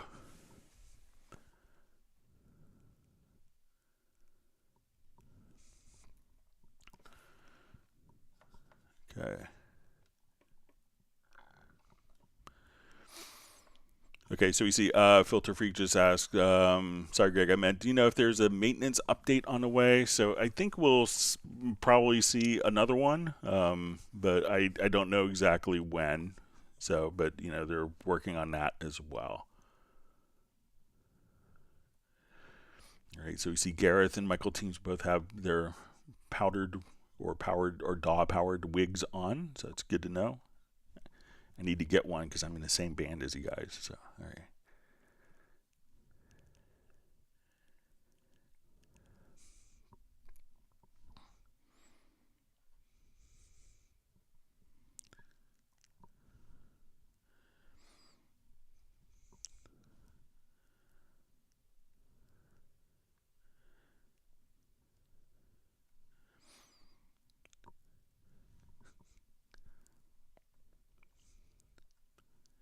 All right, just reading through comments.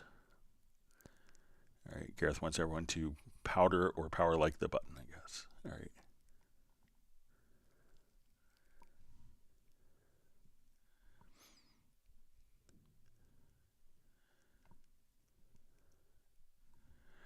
Yes, we see Sable's had a last-minute business shift, but we missed having you on the Zoom meetup last week.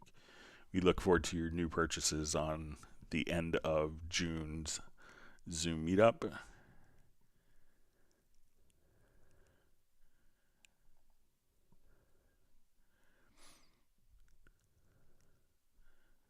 right, Michael Teams wants people to smash the like button. All right.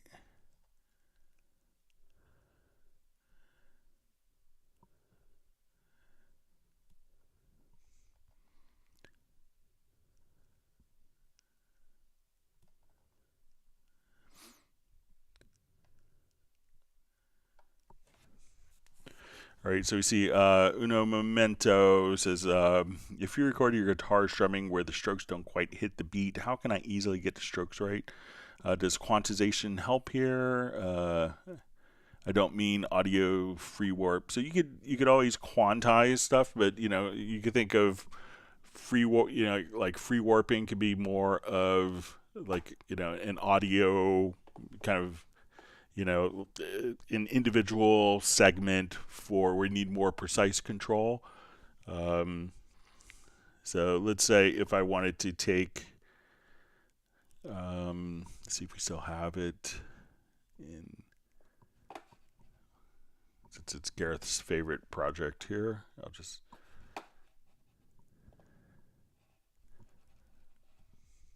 mute.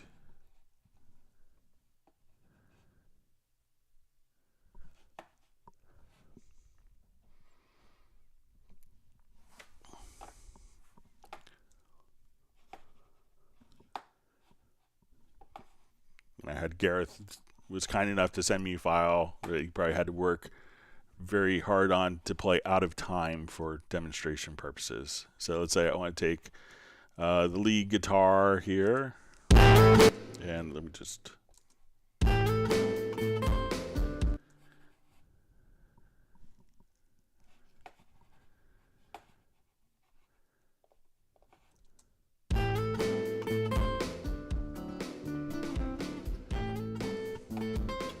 alright, so it's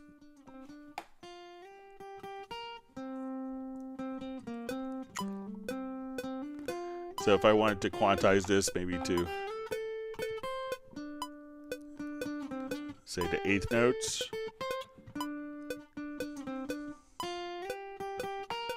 so we could just come over here and make sure that you have audio warp enabled.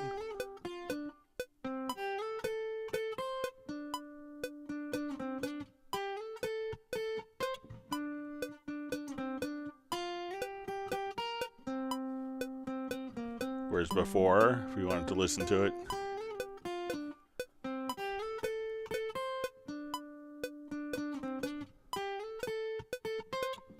like those notes are off, so we can say, okay, if I wanted this to be quantized again,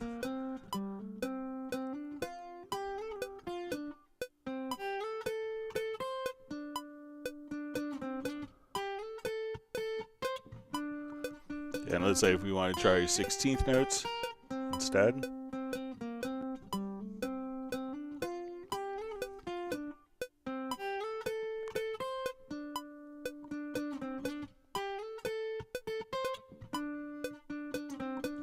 So you could definitely quantize, and then if there's still something that doesn't quite catch in the quantize, that's when you could go in and say, okay, I want to switch to free warp, and at this point just say, okay, I want to take my free warp and put in my points, and where we need to say, this was off, and we can move both parts or multiple parts simultaneously.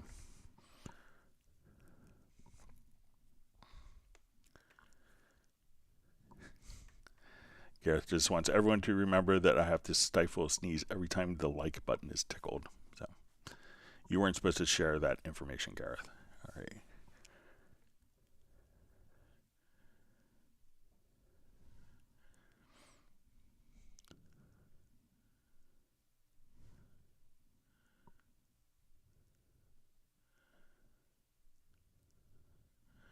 All right, so you see from Soundbeat Productions with the MIDI record merge, says, yeah, you're doing the MIDI recording the same way. What I notice is when I hit record, the cursor also bounces back to the beginning of the measure and then starts to record. So I'm not sure if you're, like, some people may hit, like, I'm not sure if you have, like, punch in enabled, if that is having an effect.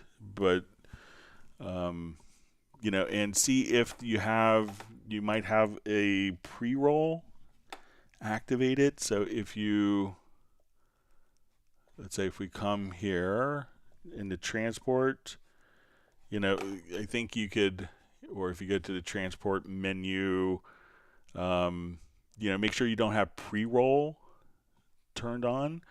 So make sure that use pre-roll or post-roll, that those aren't active. Maybe that's doing it as well.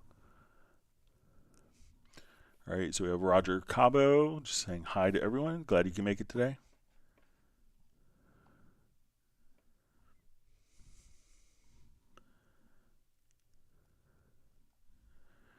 Great, so we see from Value just says that export Q comes in real handy. Thanks. Yeah, it's a really handy function.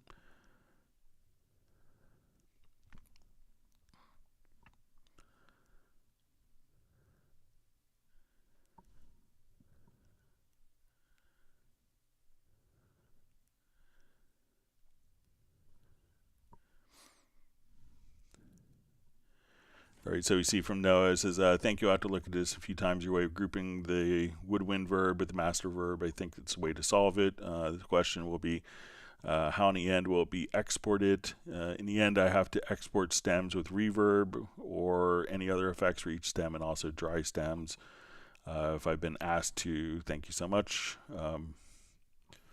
So we'll give it a quick look at it. Let's see if we, since we have it saved.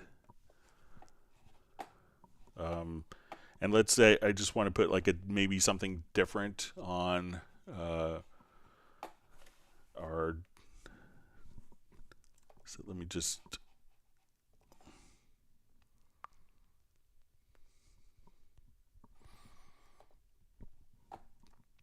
so let's take just a small section.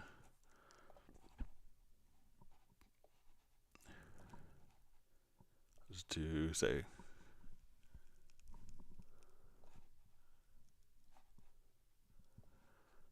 4 bars roughly.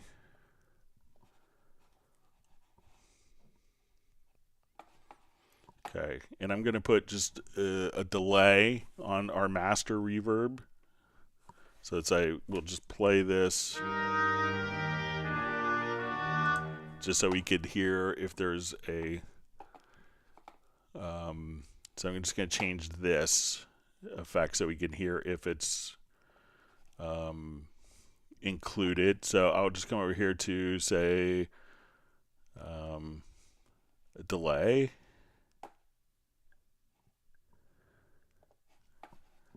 All right, now I'll make it just.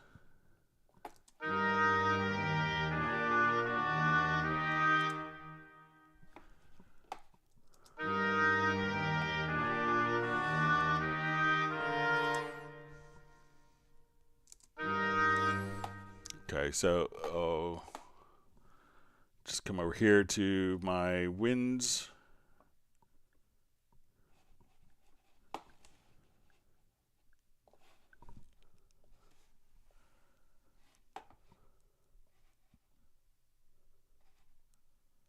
Oh, sorry, put it in the wrong.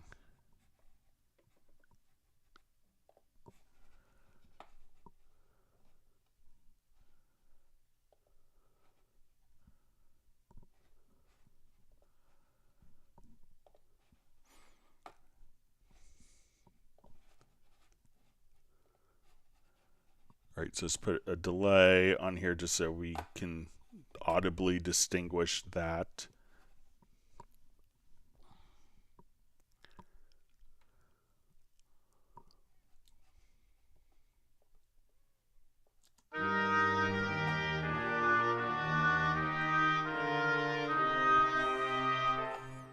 All right, so I want to make sure that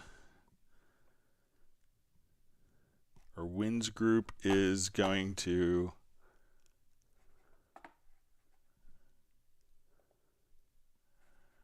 our master winds and verb.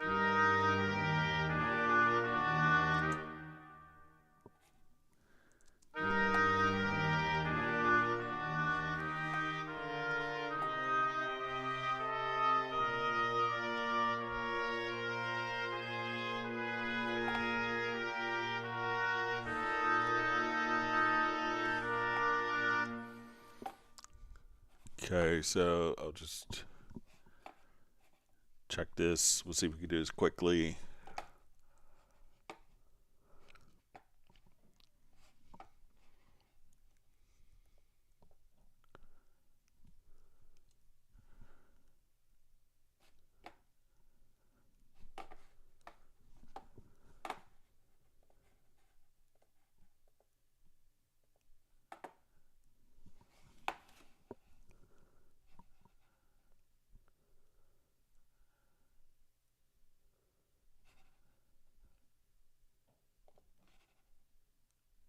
Well, you could. I'll let you kind of dive around with it, so we don't spend a lot of time, because we spent a lot of time kind of on this. But you give it a try and see, and if that does the routing, and I think the improvements and changes in Cubase 12 will kind of automatically negate the need to have to do that.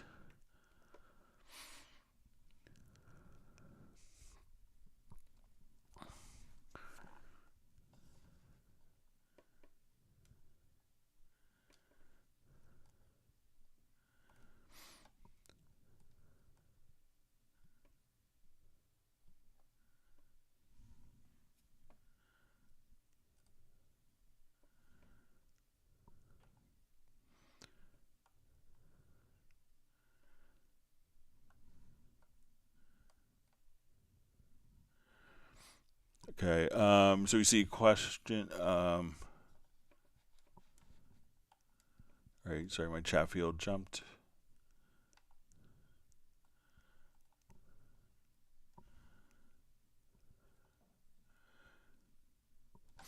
Okay, so we see from Jewel M, I recorded MIDI tabs from my analog drum machine, Arturia Drum Brute, but the MIDI data doesn't correspond to the GM map when communicating with Groove Agent.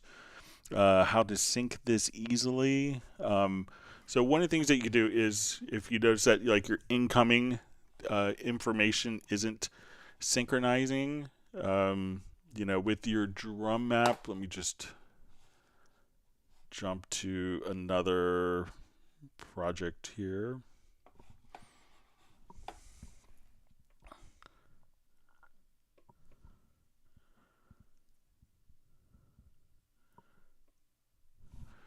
Okay, so when you're doing this, let's come over to, we'll activate this project.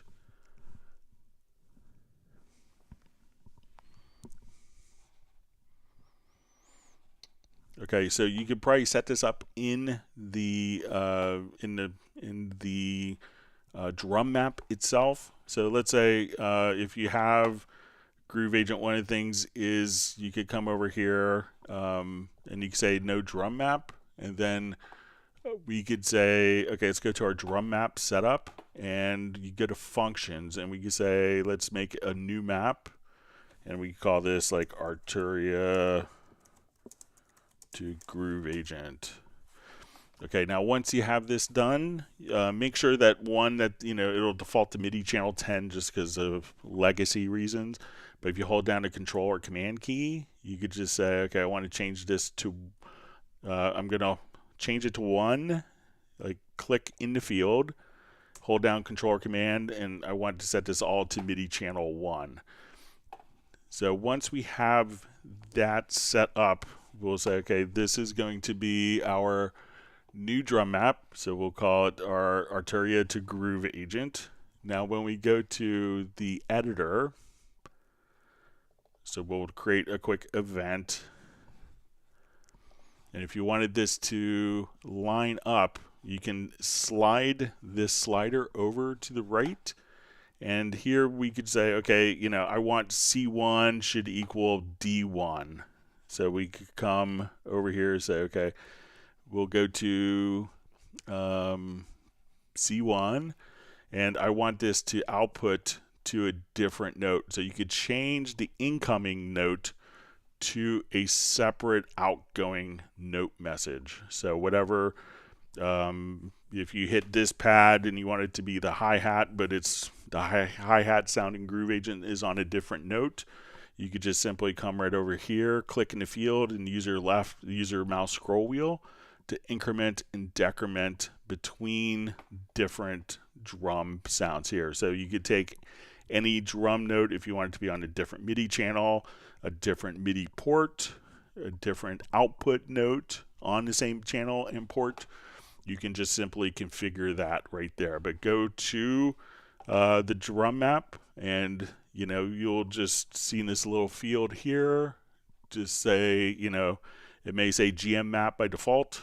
Just choose no drum map, and then go to the drum map setup and create a new map, and then you could just remap directly in here as needed as well, and save that as part of your map. So every time you have your Arturia drum machine, you want to play these sounds in Groove Agent, you could just have it perfectly set up as a preset every single time. So let me know if that's helpful. All right. See, according to Gareth, I already have my powdered wig on, so that's good.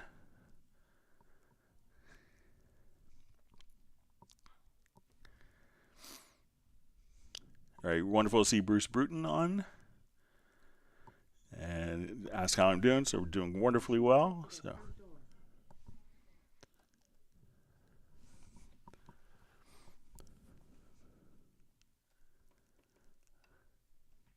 Okay.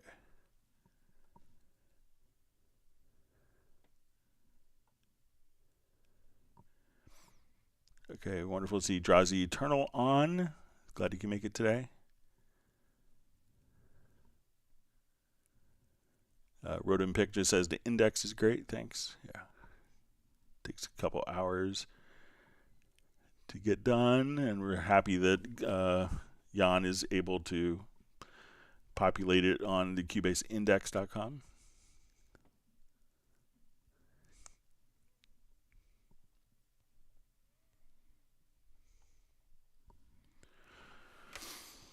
All right, so we see Patrick just says, my control room doesn't save its settings when I close and reopen Cubase. It always defaults to something I've set up ages ago. So usually the control room settings are kind of, not tied to the project, but if you're starting, let me know if you're starting from a template, because if you're starting with a template, that might be preserved as part of the template, or let me know if you see that when you're doing a new project every single time. But usually I don't always start with templates, like when I'm doing the live streams, but generally it's, but if you could just let me know if you actually are starting with a template, because it might be preserved directly within the template itself.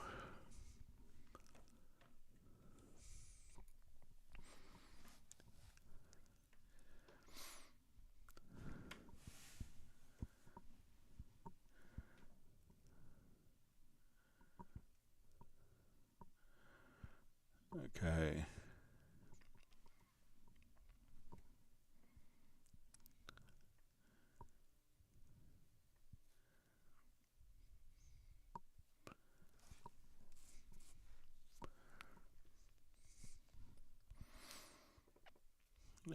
So we see a question from Carlos B.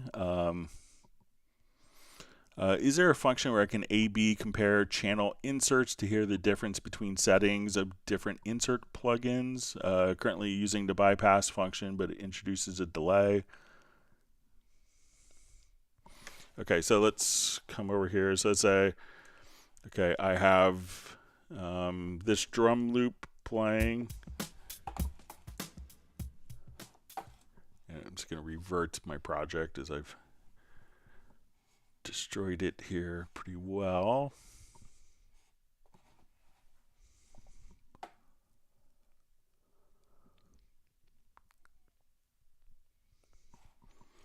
So I'm not sure if you're doing it with a single plugin or, so let's say if I come,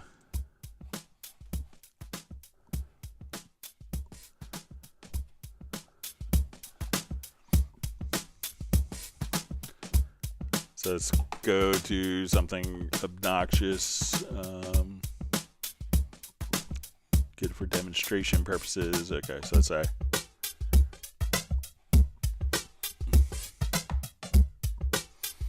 okay, so once I'm here, let's see if I remember.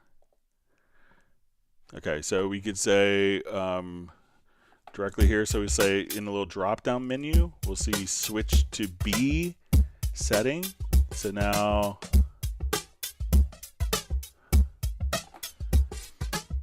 and then I could just come over here, switch to A setting, switch to B setting.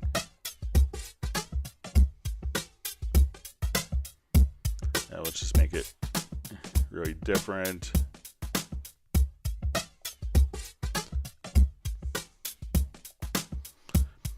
And you could assign keyboard shortcuts to just go kind of back and forth between A and B. So let me know if it's like a single plugin, if you just want to do that without having to bypass. So let me know if that's helpful, or if you need to do it on multiple plugins simultaneously.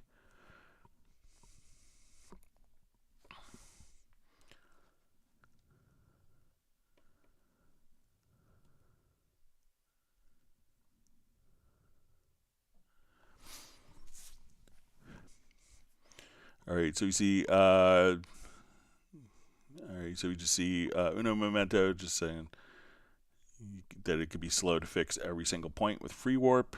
All right, so we have a name in Cyrillic. Sorry, I don't speak the language.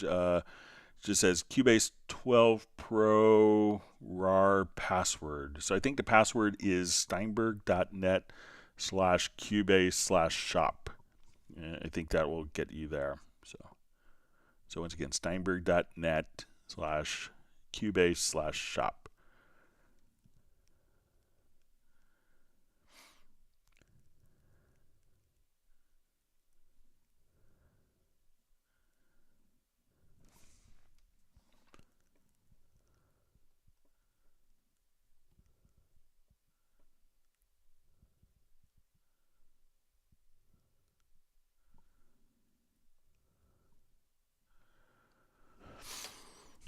All right, so we see in Dolby Atmos, the render in place / complete signal path seems to also print the panner information into a stereo file. I've noticed the panner isn't set the same for the rendered file.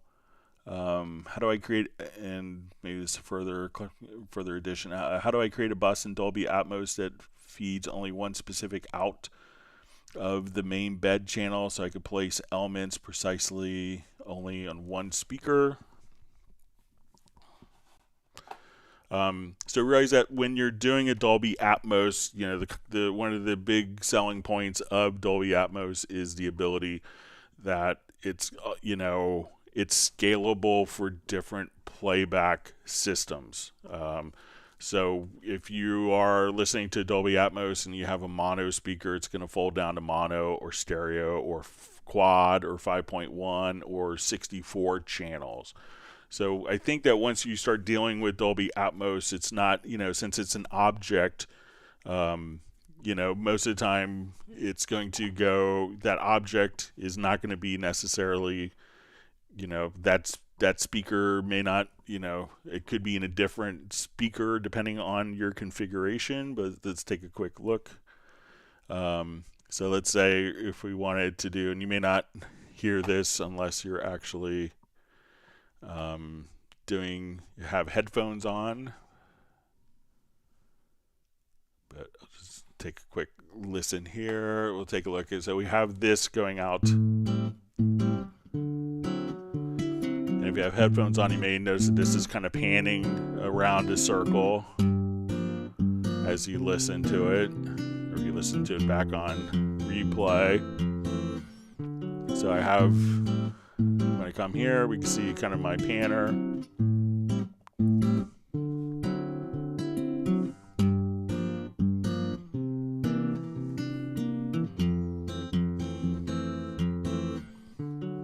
So let's say I want to turn off that automation. I think if you wanted to only go to like the front channel, that you could just hold down in the panner itself, just hold down I think if you hold down the control, that will solo only that one channel. So if I solo, if I hold down control or command and click in my back left, that will, since I don't have anything panned there,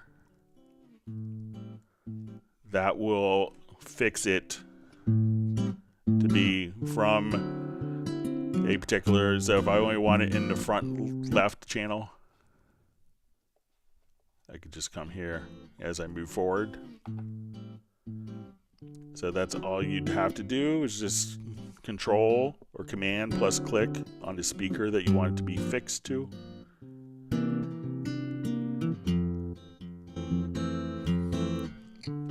So let me know if that's kind of what you want to do.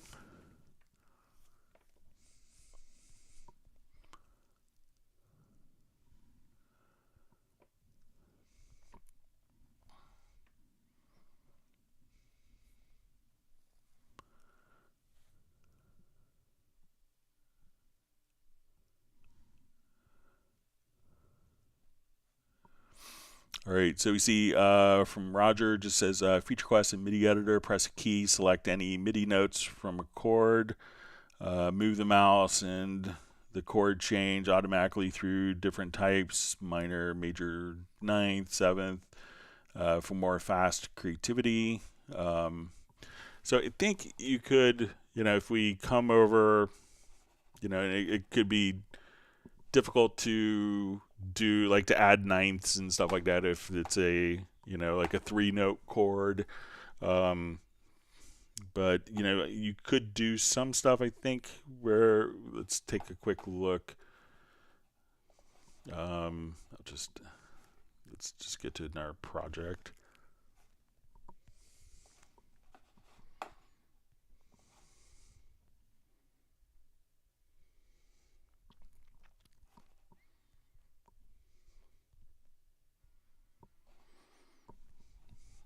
All right, so let's say we have a chord track here. Okay, and let's say I have data going to, I have these chords going to this part here. Okay. And I'm just going to go ahead and glue all these parts together. Okay. Now, as I come over here, if I have this track set to follow the chord track, so we'll say follow chord track, and I'll just say, okay, let's follow chords, and we could also apply scales. But if I now come over here and say, okay, I want this to be a D ninth chord, and I'll just change my zoom here so we can see it a little. All right, so say, okay, I want this to be a D minor chord, and let's say, okay, let's make this a B seventh chord, that you can have the notes automatically follow. So if you're in the MIDI editor, you could just go to your global tracks and say, okay, let's go to the chord track and say, okay, I want this to be an E major chord. I want this to be, you know, an A chord instead. So you could just kind of already do that just by changing the particular scale and the functions right there within the editor, within the chord track itself, if it's set to follow the chords. So play around a bit with that, Roger, and you could, you know, have access to it directly within the, you know, from the global tracks.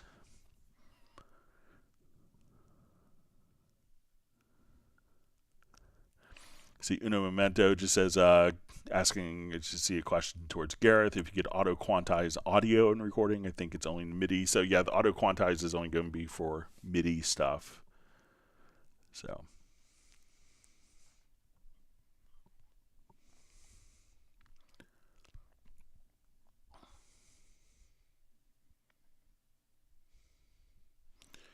All right, so you see Gareth, just a great comment. The first 4 or 5 days of mixing some songs can be purely error correction work. Yeah.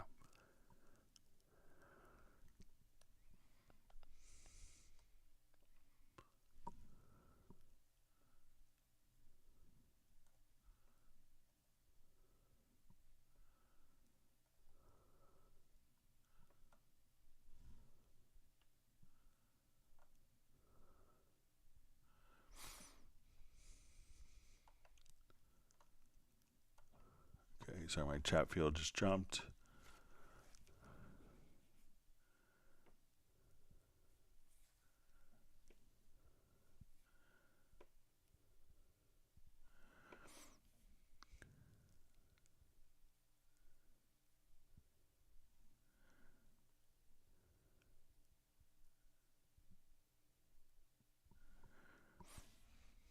Okay.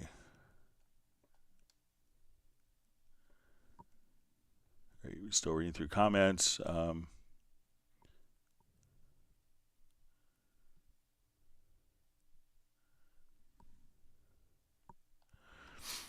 right, so we have a question. Can I get files that I've used in Groove Agent into the project pool for reliable backups? I've noticed that audio files will only get copied when I use the sampler track instead of Groove Agent. So it doesn't do it automatically, but one of the things that you could do if you want it to be within the project folder, which is kind of often what people do, and if you're doing you know, like with a beat agent kit, is you could just export the kit with, so if you right click on the kit, so if you've dragged in your own samples, you could export the kit with samples and simply save that location. So as soon as you come over here, you can say, okay, let's just go up. Say, okay, I want it to be onto this, into documents, into projects, and I want it to go into this particular project. And we could export the kit with the samples and put it within the particular project folder, so that way the project folder contains all of the samples. And if you're using Halion, you could do a similar function. So try that.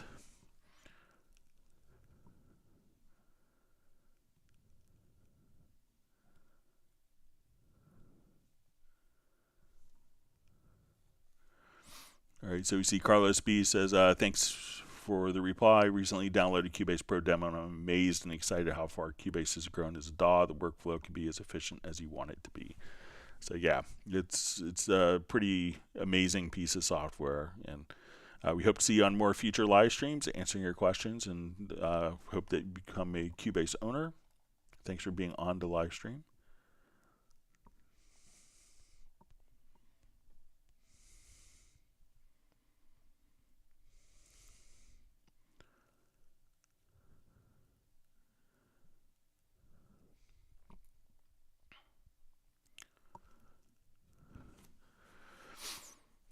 All right, so we see from Michael Teams, his comment towards Gareth. It says, Gareth K, we forget how to import VST instruments sometimes, all the time, most of the time, you know. So if it's on the right-hand side, if you just go to Media and then just go to VST Instruments, you'll see, you could hit the minus sign to see all of your different instruments or different instrument companies and say, okay, I just want a synth and I want Retrolog, and then you could just drag it anywhere you want or just double click, and I think that will add it too. So let's say if we come over here, I want to load up a particular preset, I could just double click there and that preset will automatically get added and load it up as well. You could also just drag, and then you could see the preset name as the name of the track. So let me know if that's helpful. But again, just come over to, if you're starting at home, go under Media, you see Loops. If you go back, and you can see all your VST instruments or see all your VST effects that can be dragged and dropped.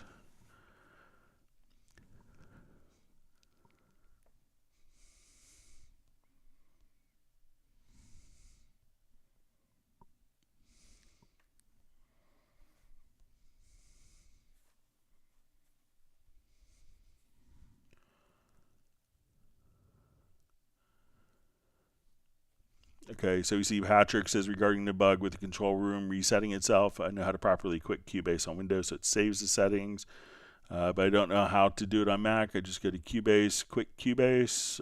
So that's how I do it. And all my control room settings are saved, but let me know, Patrick, if you are starting initially from a template or not.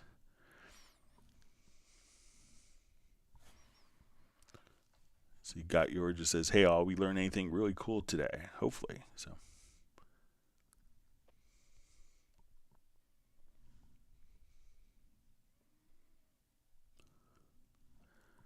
all right, so we see from Soundbeat Productions, just says, hi Greg, pre and post roll are not checked, but I checked them on, checked them off, and now it's not jumping to the beginning of the measure. However, I'm still getting the additional part.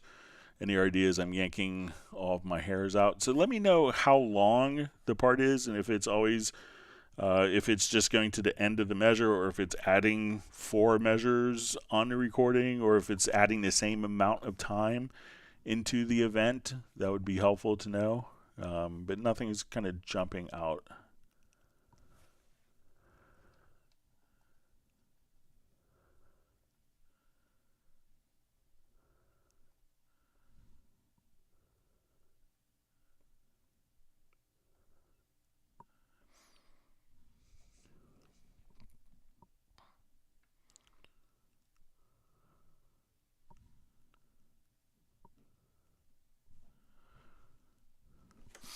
All right, so we see from Ziggy Edison, just says, hi Greg, earlier question where the questioner included the comment, when I bypass the insert, The insert, it introduces a delay that may need clarifying because it sounds like a bug, a delay in what.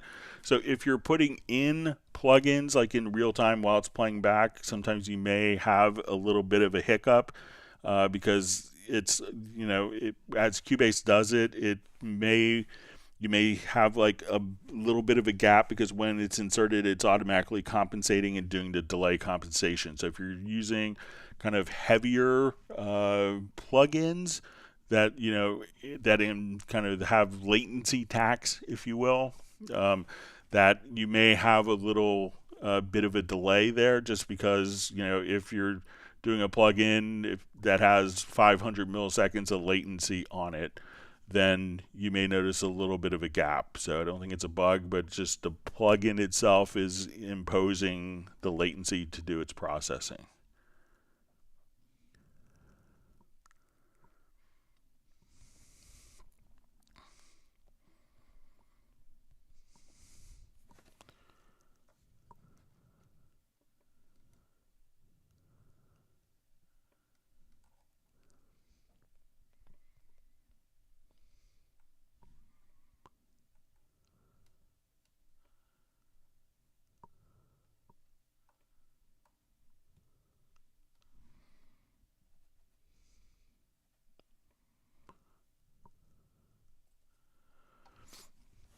All right, so we see Ziggy Edison just says, thank you for making our live stream so inclusive and friendly. It is a warm, friendly, and kind place to be because of Greg Undo. I think it's because of everyone.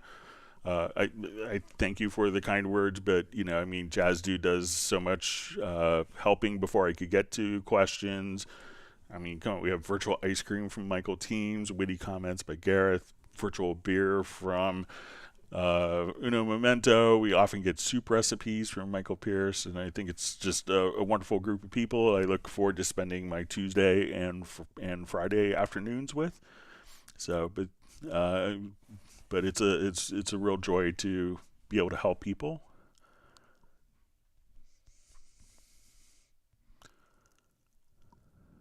See, value has to take off.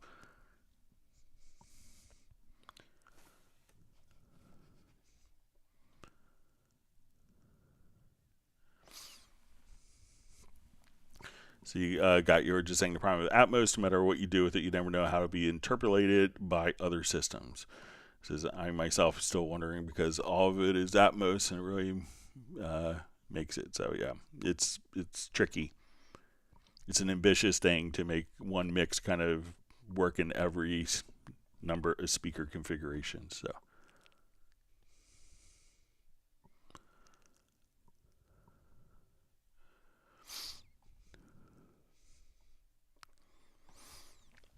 All right, so we see Ziggy Edison says, I would not expect Groove Agent to be excluded from the project files or pools. In fact, I would suggest everything is included as a feature update. If you have, I understand kind of the thinking of it, but sometimes if you go, okay, if you have, orchestral samples that are 130 gigabytes, do you want all those samples to be included in your project folder, or do you want the samples to be streamed from their location? So you have the kind of the option to do it so that projects are portable, but at a certain point you don't necessarily need a project file to not be downloadable because of sample instruments that are being used. So I think it's kind of a decent balance between practical and stuff that's usually in the same location as you kind of drag and drop. So.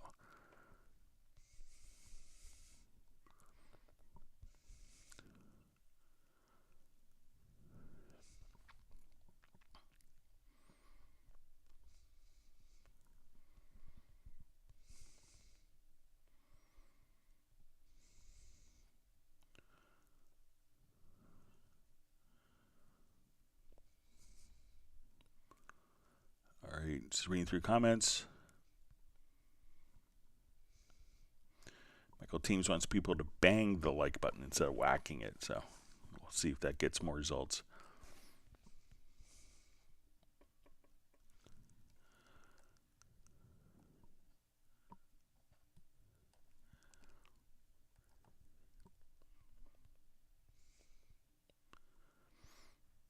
All right, so I just see from Felix says, "Hey Greg, you probably missed my question from earlier. I was wondering where the visibility presets of the MIDI CCs in the MIDI editor are stored. Is it possible to import and export them?" So I think if we come over, let me just see if it's going to be in presets. So I'll just take a quick look at it. So on the Mac, I'm going to go to my library folder, and you have to be clever enough to hold down the Option key, and then let's go to under preferences, and then go to like Cubase 12.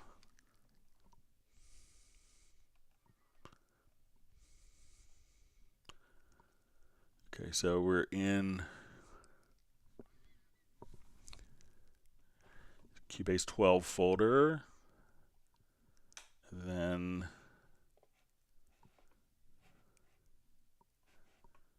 there's a presets.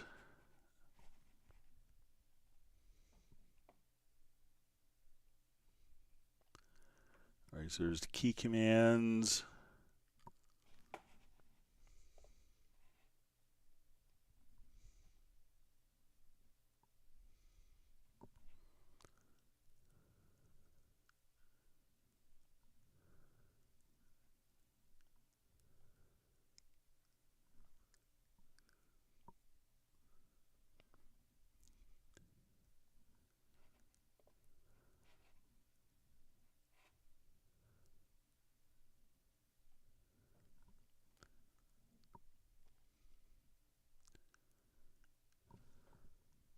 Let's see if there's in.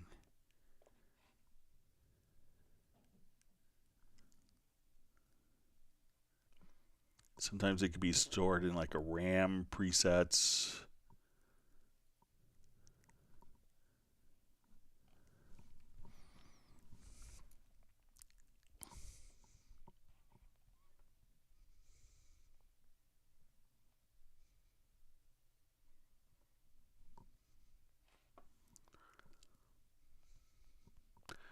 Could be in a RAM presets, but let me just come over here. I don't think we could export it. So let's say if I come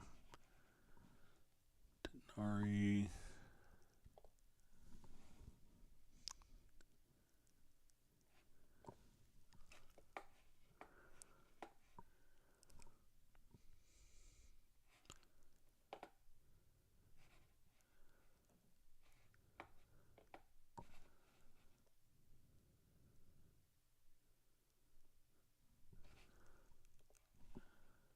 All right, just seeing if.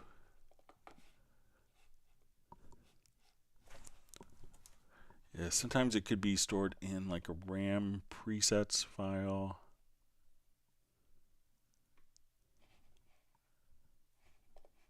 Don't want Dorco to open that up.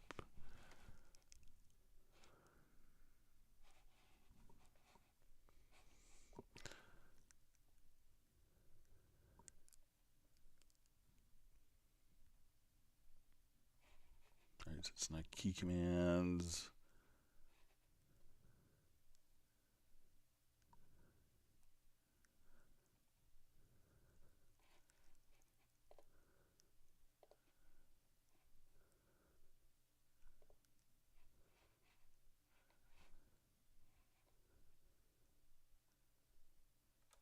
These are different MIDI plugins.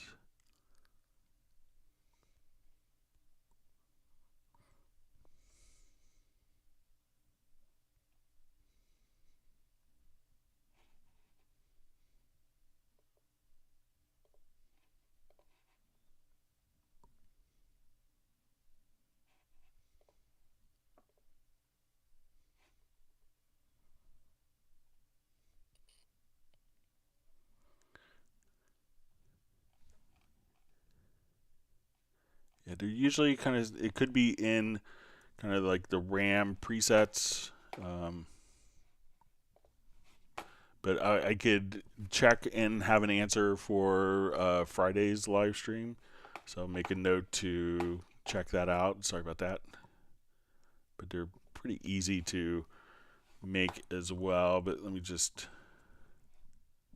But I'll see if I can figure it out for Friday's live stream. Sorry about that.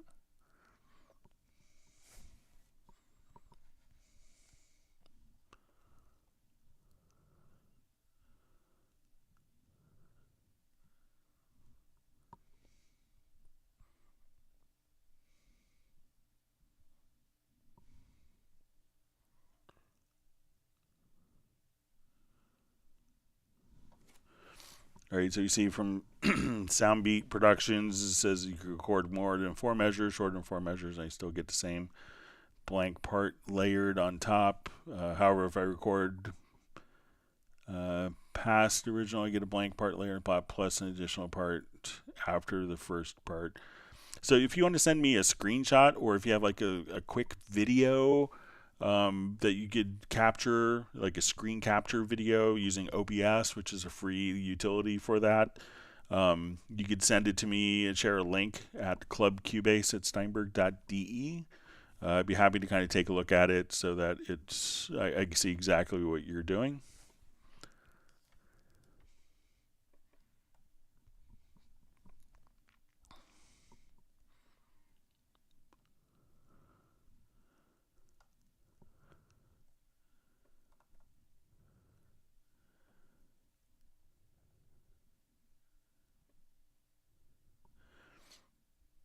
Okay, so we see John Barry emailed over the XML file for the lefty reverse piano trick, so thank you for that. Gareth just mentions he's learning Excel while watching the live stream, and he prefers Cubase to Excel. Yeah, I'm a total Excel idiot, so I always feel for someone that's struggling learning software, I just think of myself trying to do anything in Excel more than just add. So.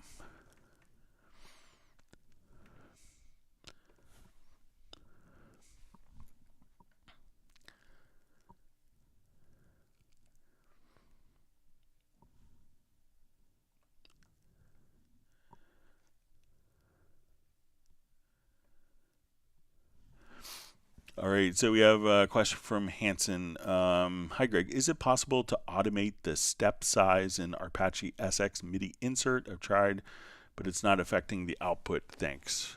Okay, so let's come over to, we'll say, and let me just get this to where it lasts a little longer.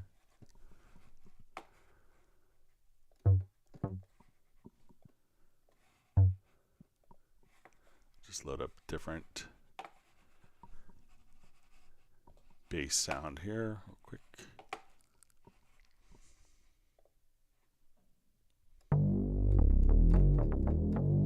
Okay, so let's come over and see if we could automate the Apache SX step size. So we're going to come over here.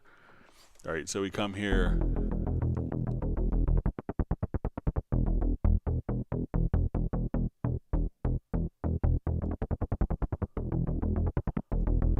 All right, so what I'm going to do is go to the quick controls. All right, and I'm going to open up, hold down Control, and I'm going to go to the MIDI inserts here. And on the quick control, I'm going to click on Learn, and then I'm going to just do the step size here. So let's see if we can get that.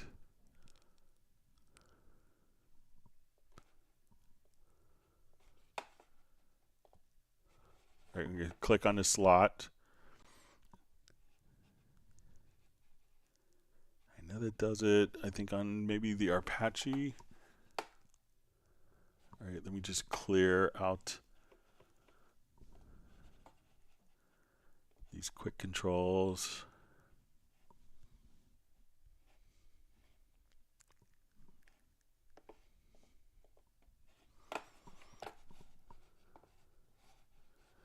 Okay, so on this track, let's go to Learn.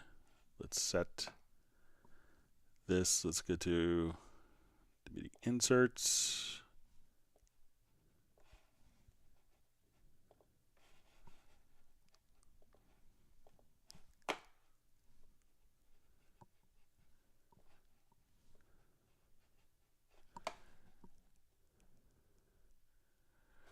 right, let me see if I do it on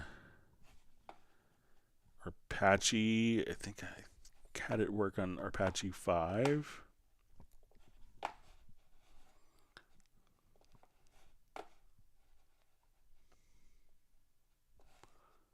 Select a slot.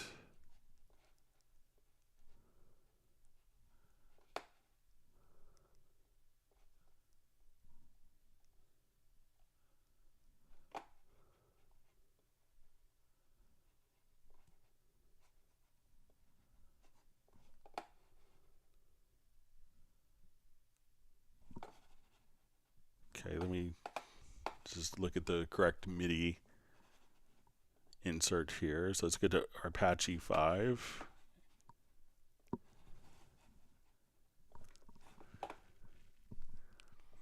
Okay, so let's say we get to our step size here. So let's get to our quick controls. Turn it on, click on learn, select the slot. So it looks like we could do it as the, you know,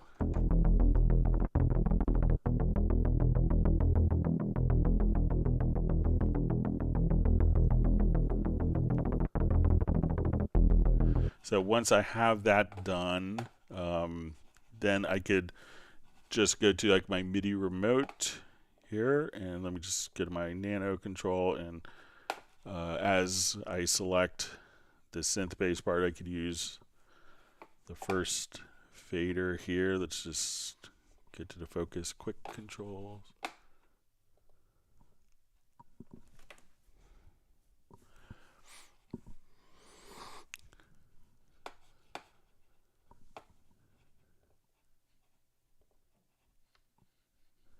So as we come over here, we could adjust that particular, let me just,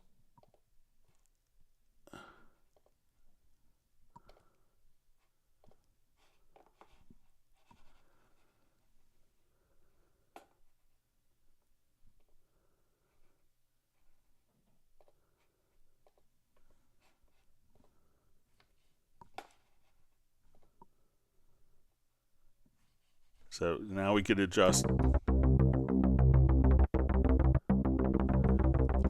But let's see if we can get it going with the Apache SX. So we could do it with the Apache 5. And let me just dig in here.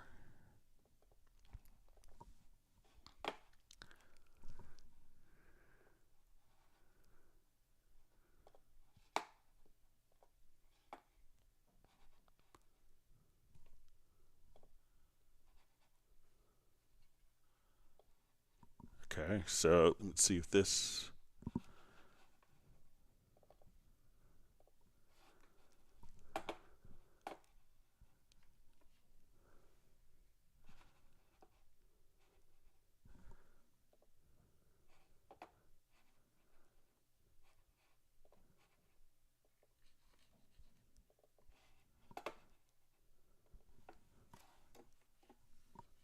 Okay, so now on our Apache 5, so if you click here,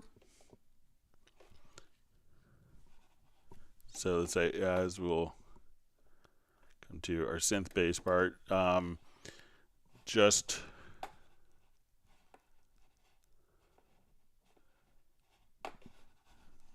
click in an empty field, go to MIDI channel, and we'll say inserts, Apache SX, and then you could step size for insert 1.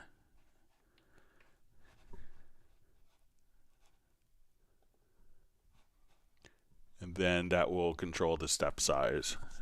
So give that a shot.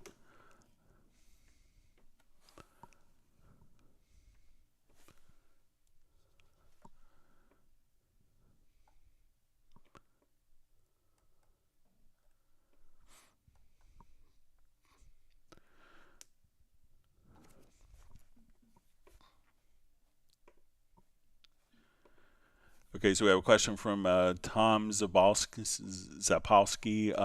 What is the optimum master out level when you mix, in your opinion? Does it even matter if it's not, assuming it's not clipping? I know a lot of people try to aim for around -6 dB, -12 to -6 dB on the master bus. And that could be because they're sending it to mastering, and they want to give, if they're sending it to mastering, often they'll do that so that the final dynamics control can be manipulated and controlled by the mastering engineer. If you're the last person in the chain, you could, go for as loud as you want. Try not to, make it ear fatiguing. But a good rule of thumb is, and often kind of having, the final thing so hot sometimes works against the dynamics and the contrast in dynamics. So play around, I usually try to aim for -6 is kind of, if I had to give like just a generic answer. And if you're working with a mastering engineer in a project, talk to them. Like one great quote I heard from a mastering engineer once was, you can't unburn the steak. That was pretty apt. And if you're not working with a mastering engineer, you could, you're in final control of the full process, then, you could go a little higher. All right, so we see Uno Memento wants to get up to 100 likes.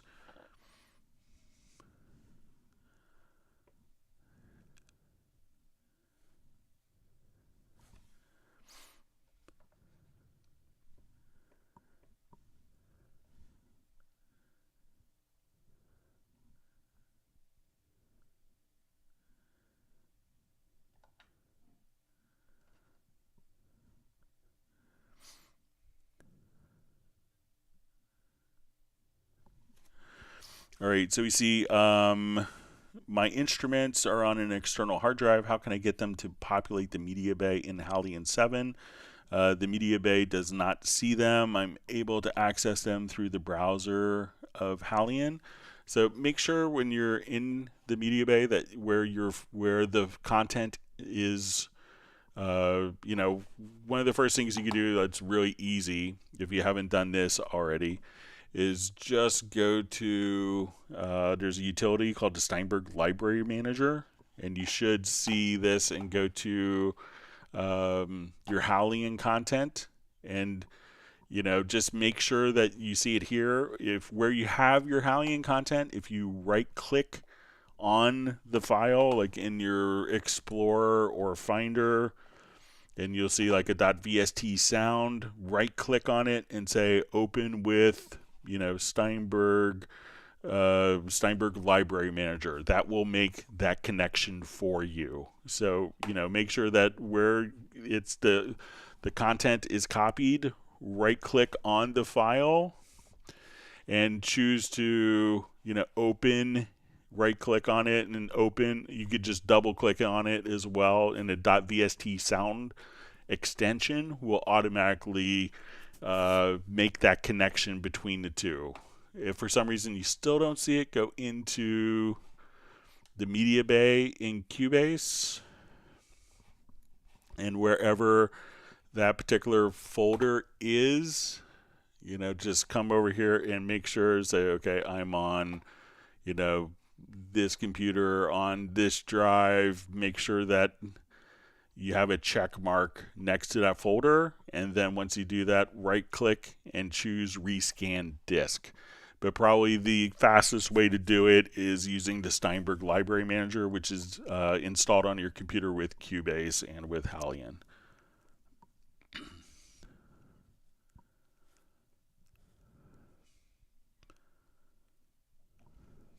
You see Jazz Dude's kind enough to post a screenshot of that.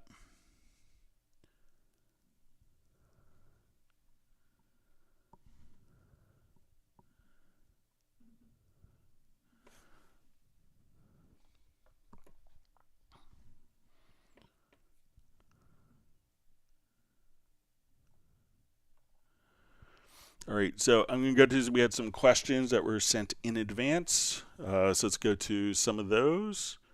Thank you for all the wonderful questions. We hope that everyone has learned a new tip or trick.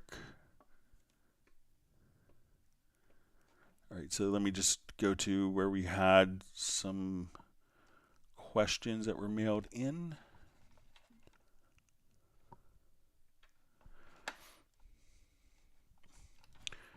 Okay, let me open up my Word document here. All right, so we had a question. What are the benefits of shuffle mode? Okay, it's a good question. All right, so let's say, what shuffle mode allows us to do is to kind of simplify editing. So let's say I have some different events here. We're going to put them into different colors. So oftentimes if I wanted to switch these two files to like switch the order of these two events, so if we're kind of, our default mode that we have is grid. So if I move this over here, then I can move this, and then I could say, okay, let's move that. So we could do that, and that's like 3 or 4 moves. If we are in shuffle mode, what we could do is I just move this before, and then those two would just switch order automatically. So for certain types of edits where you say, okay, I want to take like these two parts and swap the order, I just can move that over to the right here and just move it to in front, and then we could just have those events kind of automatically reshuffle each other. So, and we have some other modes here. So if you say, okay, I want the events to be snapped to each other. So let's say this event is ending not necessarily on the grid line, but I want this to automatically kind of snap to that particular, to the end of that event, or this to the beginning of the event, whether it's on the grid or not. We could do that very easily once we're in grid mode. And if I wanted to easily change the order of the events, I could just say, just put that in front, and those two will kind of swap places very easily. So let's just move that behind, and those two events. So that's what shuffle mode would allow you to do. Okay, so we had a question, how to create a macro to duplicate a selected arrange and insert them in a project in time, moving the other events over to the right. Okay, so I did this, I was playing around with this earlier today, and what I did is just created a quick project logical editor preset, and this actually utilizes shuffle mode to do this. So there's another good example of shuffle mode. All right, so I'm going to revert this project, as I'm sure it's been destroyed through demonstrating features.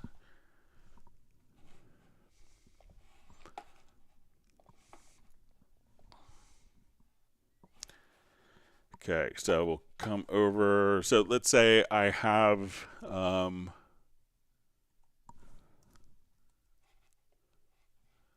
just join all these parts together again. Okay, so I have a number of events that, and what I want to do is to select a range of the events. Let's say I want to select this range, and I want this range to be duplicated and this part to move over to the right. Okay, so to do this, I created just a quick project logical editor preset. Let's see.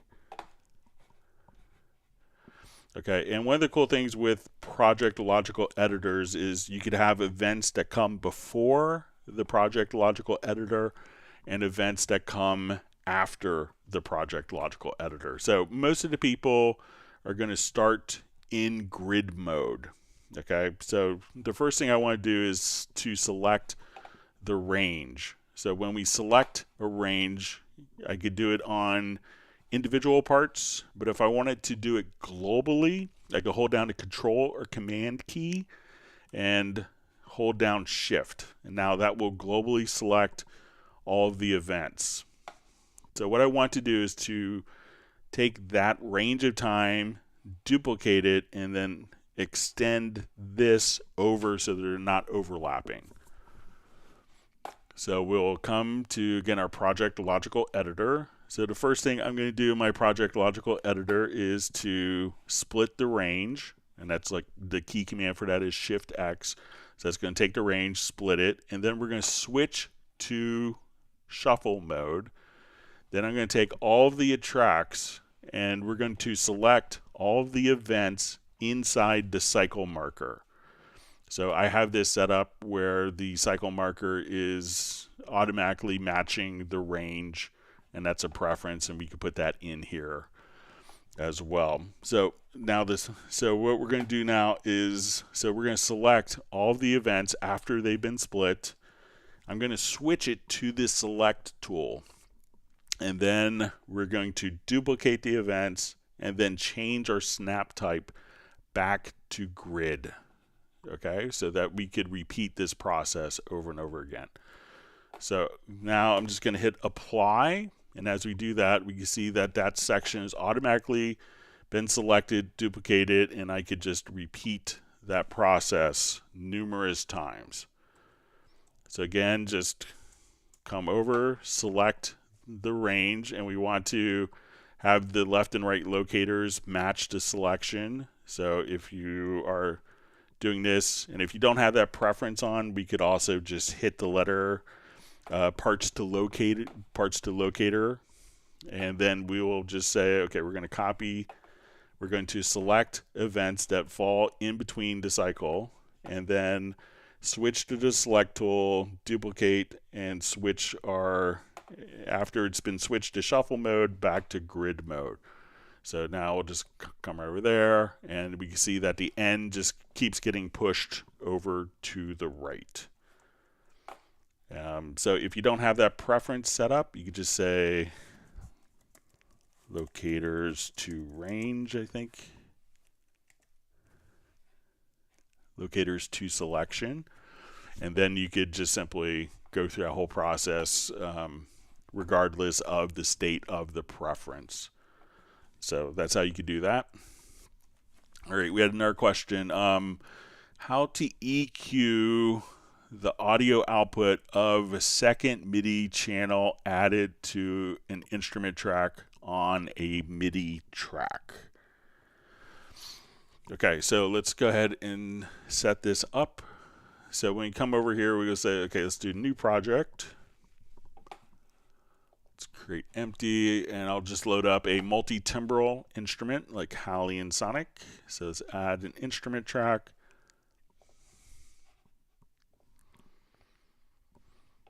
Okay.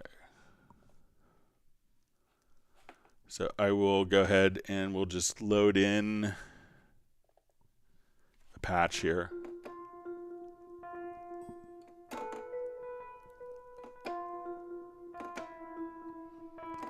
All right, and let's go to a different instrument. Let's get to, and load this into channel 2. And now when I add a MIDI track, the MIDI track is automatically, this will be channel 1. And when I select channel 2, that is automatically added. It's incremented the MIDI channel and automatically assigned it to the same actual, to the same MIDI port. All right, now the question is, if I wanted to EQ this output and EQ this one separately, how to do that? So I need to make sure that these are going to different outputs. So, and this could be handled differently in different instruments, but in Halley and Sonic, I could say we have 16 stereo outs. I want this to go out of output 2. So now I can play that sound, and when we look at our mix console, let's hide my input channel so I can see there's output 1 is, and then the first instrument. Now we select a different instrument.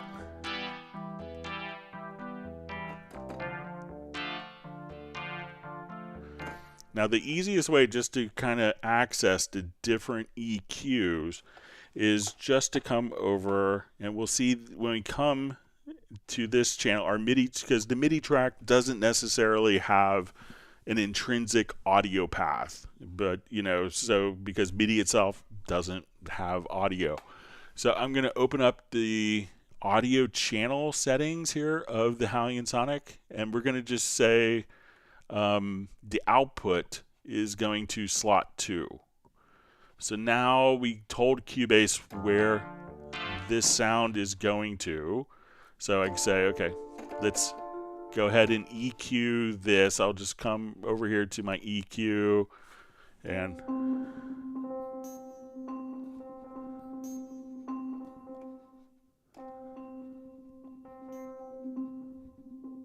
now if I play my Hallian Sonic and I move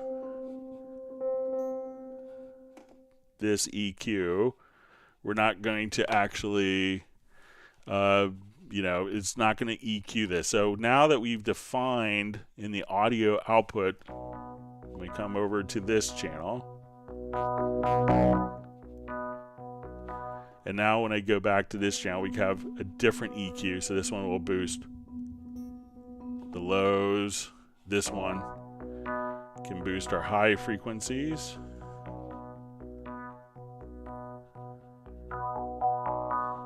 And this way they can both have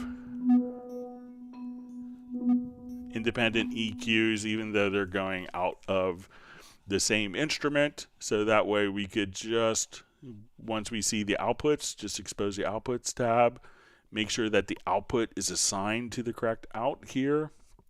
And then you could go through and add, your EQs and inserts, etc. to go right along. All right, so we see a question. Dear Greg, maybe it's possible to copy and paste the template menu to another open empty project. So I don't think we can, do it necessarily with templates, but let's say if I have a template, so let's say I come over here and I want this as my template. So I'm going to all right, so let's say we have, this is our opening template here. And I wanted to import all the tracks from this template into this project. So it'd be kind of a two-step process. So we'll come over here, let's create. So now we have, let's say, an orchestral template here. All right, so now what I could do is just simply save this song. So I'm going to go to, we'll go to save as, all right, and we'll call it template import. And I'm going to save it to my desktop. All right, and now I go to this project, we'll activate it. And now we can say import tracks from project. We'll go to desktop, template import. We'll select all the projects and hit OK. And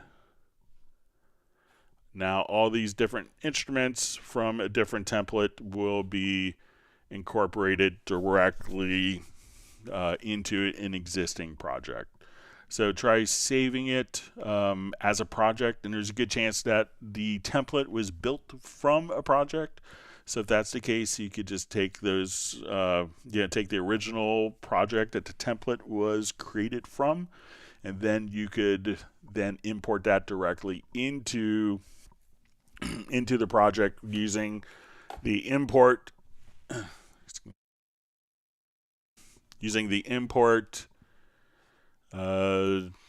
import tracks from project function, and just select all of them and import away.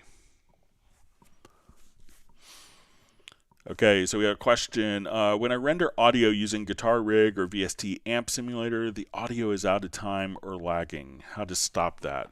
So I haven't run into that, but we'll try it here quickly. So I think I have the amp simulator on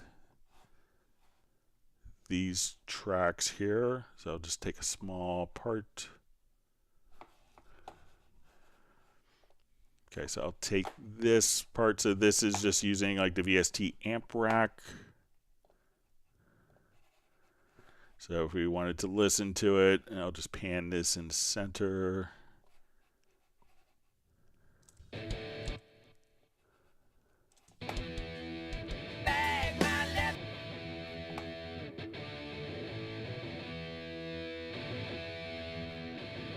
Alright, I'll just take my automation off so I don't have to keep resetting the pan.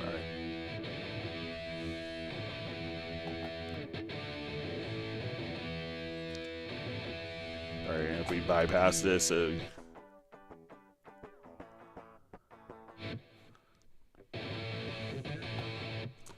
alright, so I'm going to now come and let's just render in place and we'll see if it's out of time. I haven't run into this, so let's just come and let's get to my render settings. I'll include the channel settings. This will place it directly below.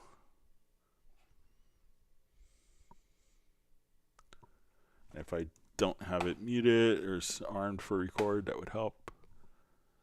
Sorry about that.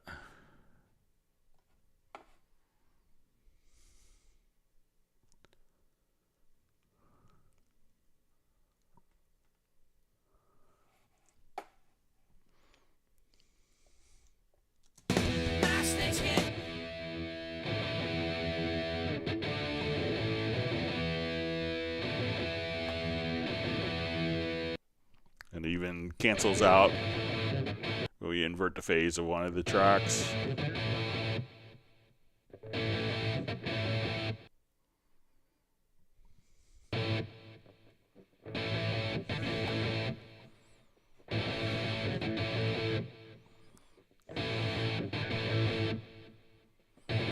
So doesn't seem to be out of time, but let me know if I did it differently than you did. I'm not sure what rendering. Yeah, sometimes some plugins can do weird offsets to worry about latency, but it seems like that is, and that's just using the VST amp rack, that kind of rendered as expected. So let me know if I did something differently than you did on that. All right, thanks for sending the questions. All right, let's go back to our live chat.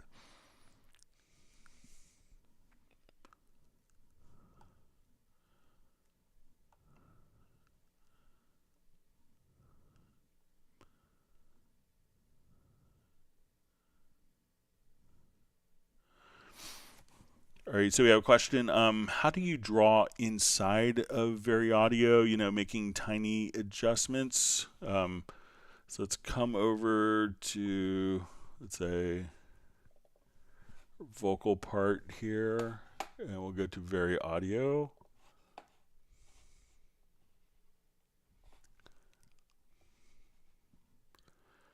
All right, so it's not necessarily like drawing in, but you have a lot of control. So let's go ahead and I'll just make this a little larger so we could see. All right, and I'm going to go and put this on to show all of the smart controls. So if you wanted to just, do like, okay, I wanted to, take just this middle part here and draw, it's not necessarily drawing in, but we could kind of straighten out the pitch. We could also just, adjust kind of the transition between notes. So we could have kind of like anchor points, and that's what we see, kind of these little triangles as soon as we're on an event. So we could set our anchor points. If we wanted to hold down Alt, we could tilt the notes like that by holding Control. So a lot of functions we could do here. We could just straighten out pitch by going here, or if we wanted to select a number of different notes and straighten the pitch on all of them simultaneously. You know, we don't necessarily allow you to draw vibrato in. Like I've never been in a situation where I had to draw vibrato in, but I've had to take it out many, many, many, many times. So, but you could, you know, while there's no, you know, you could also just come to the bottom here and say, okay, I just want to do just this one word and want to have control over that. You could break up the segments by going down to the bottom as well. So let me know if that's helpful for you.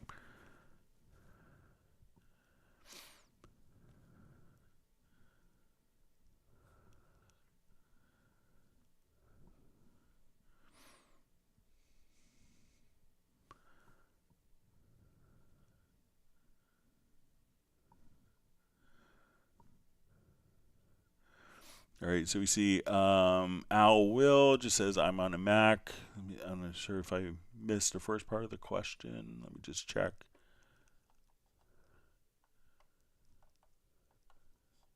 All right. Yeah, let me know, Al, if you had a part of a question. Maybe the first part of the question didn't come through.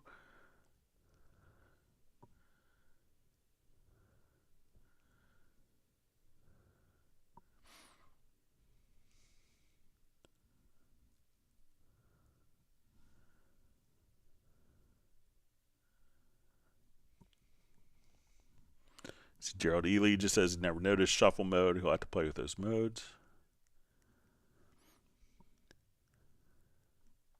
See, Michael Teams and Randy are going to go to a doctor's appointment and go to the music store and get food as well. So, sounds like a good Wednesday.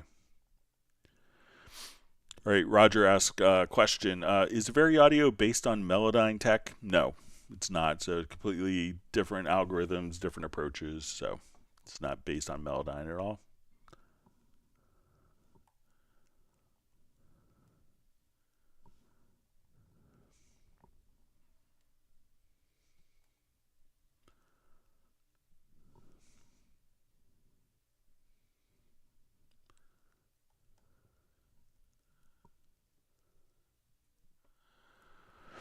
All right.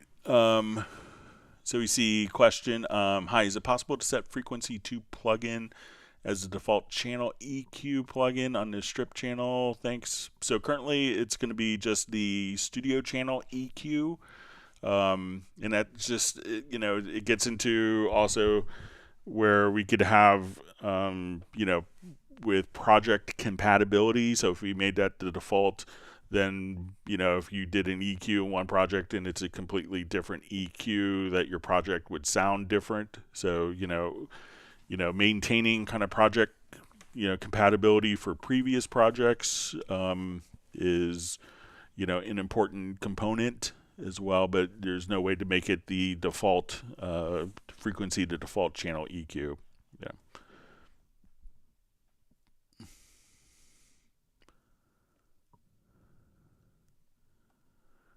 Michael Teams wondering where Pablo, the drummer of Hot Mess, is. All right.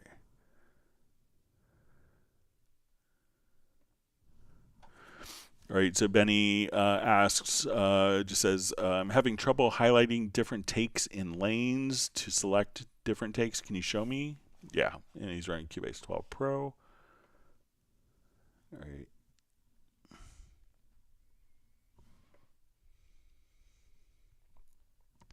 Just seeing if I have this one project in my recent project. All right, so let me just open it up here.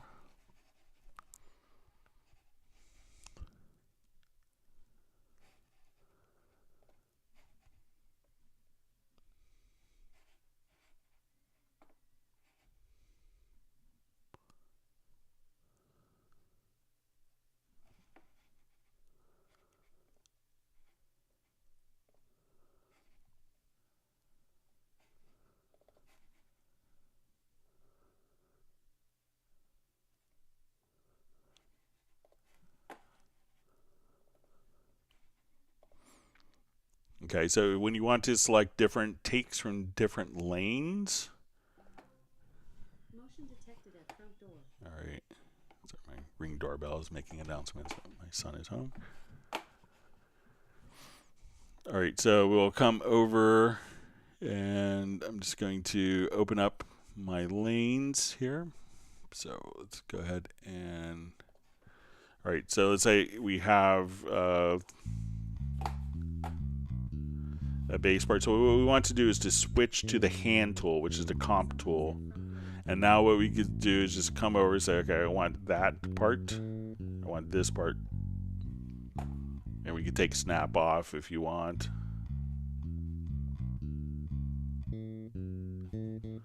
And then we could choose to resize.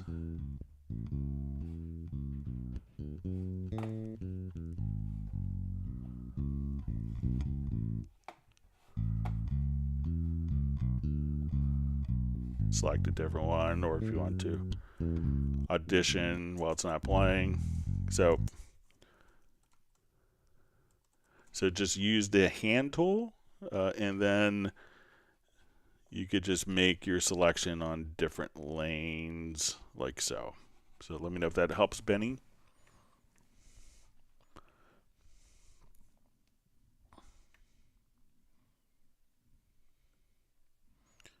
See, Gareth Cage says separate EQs, revelation of the day. So I always like to give a revelation for Gareth for the day. I feel like I did my job well.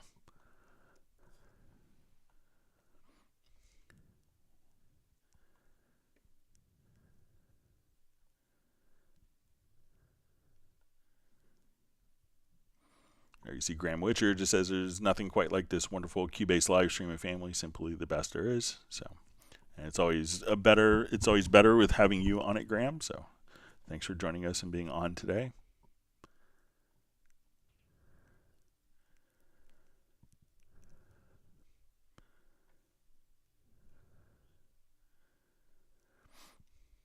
See, Gareth is experimenting with Haliotron. So it's a great mellotron instrument. It's part of Halion Sonic or Halion. And you see Ziggy just wants to pass on kudos for the instruments and for everyone's appreciation, so I'll do that.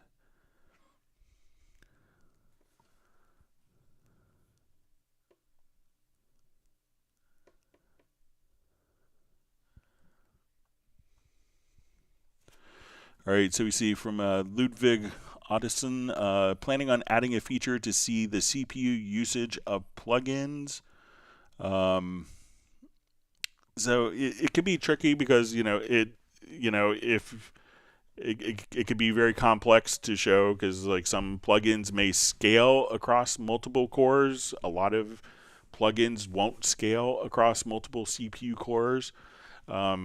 And then depending on what material is going into and how hard a plugin is working, like, if you're doing dynamics and it's not doing anything until it gets to a really loud part, you may notice that you're going to have constant adjustment of CPU resources for plugins.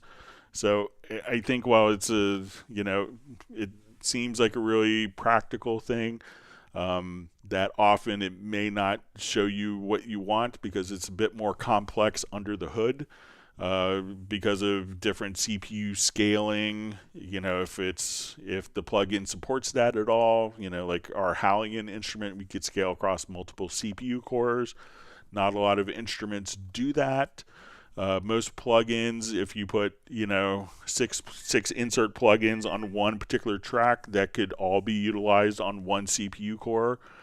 But if you're utilizing one CPU core and you have 12 others that aren't being utilized, do you want to see it on the one CPU core? And or do you want to see that one plugin that's being used on different tracks across multiple CPU cores? So you can see how complex it could be.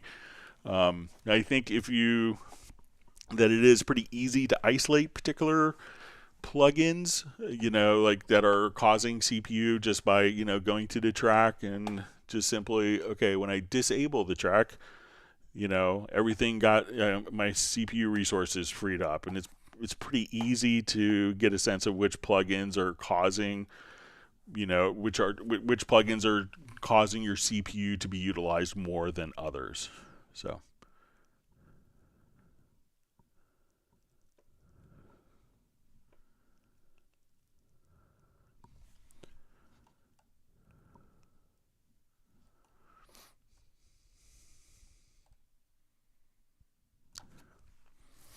All right, so we see from Dean Herbert, is it possible to do vocal to MIDI in Cubase?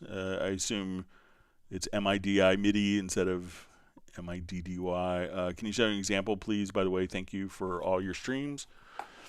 So you could do it, with any audio part. So let's come over to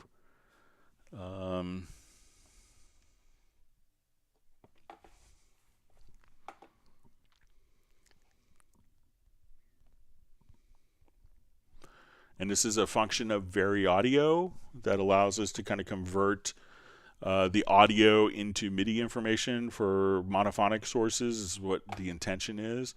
So if we double click and we go to our VariAudio, so we'll edit the VariAudio, and it's going to do its analysis and figure out. All right, so we have our vocal part here, so as we listen to it. You wished it all away.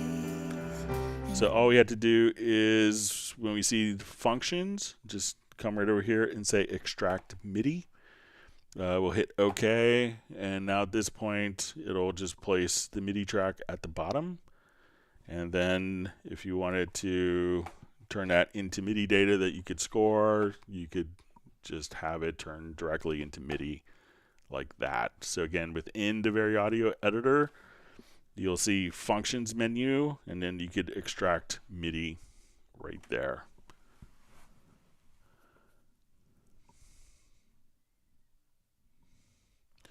So we see Benny just says Greg now it works fine with lanes, so that's great. We see Gareth has to sign off. He has mosquitoes to hunt. All right. Glad you can make it, Gareth.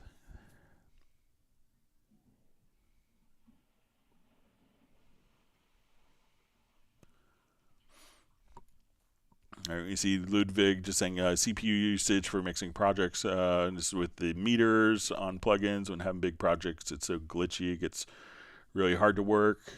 So right, that if you're running like stuff that's like a powered plugin, like that's utilizing offboard DSP, that could take more CPU resources. Some plugins will work better at lower buffer sizes than others, but obviously raise the buffer size of your of your audio interface as well. So.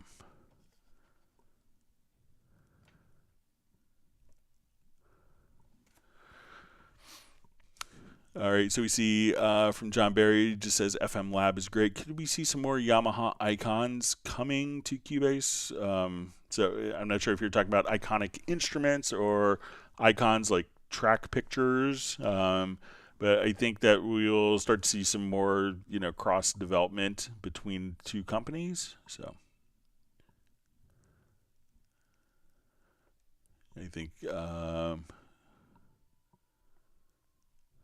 So we see, okay, so I guess it's more the instruments. So we see John Barry just says VL or FDSP, for example, or so we see, or make the K-Lab stuff included in Cubase. So a lot of Dr. K's stuff, you could also purchase as plugins. They are available, as a part of. That they are available to sell. So they have vintage modulation effects. There's the Rupert Nee Portico series, EQ and compressors, the same ones you get on the Rivage console. So those are available to sell. I'm not sure if we'll see that technology from Yamaha, be included in Cubase, because there is, different intellectual property stuff, but some of those capabilities are available on the market already.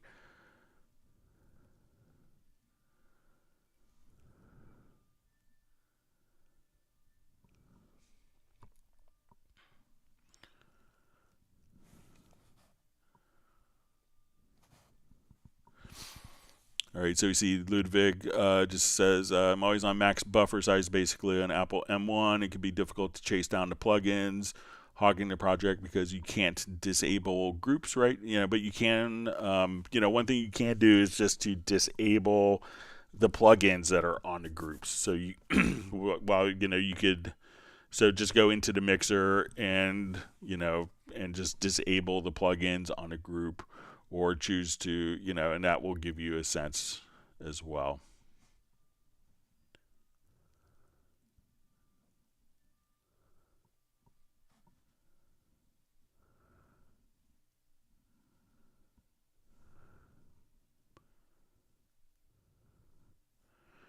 See, and got your just says that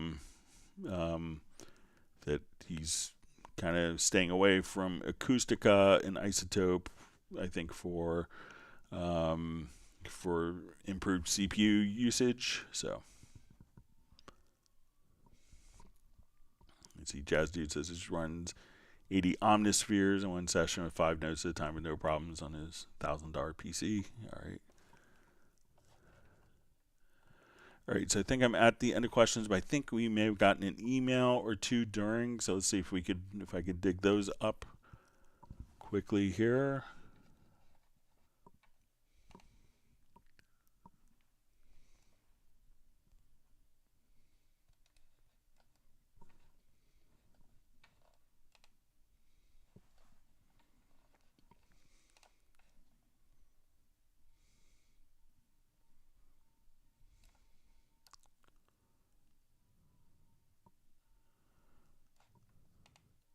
Okay, so I think I can see the from John Barry, the piano trick. So I'll look at that offline. Okay, so we see from John Dillinger, I'm a big fan of your bi-weekly Club Cubase videos. Thank you very much for offering us this incredible resource to learn and ask questions about Steinberg products. Okay, so we see there's a really interesting discussion on one of the One Man and His Songs videos called The Perils of Gain Staging from 15th December 2022. And it says here are the steps required to recreate the problem. Each channel has a test generator plugin as an insert set to 0 dB. Create a group channel to which both audio channels are outputting, and when you record the combined signal in the group channel, the signal will clip once the two sources of 0 dB are aggregate.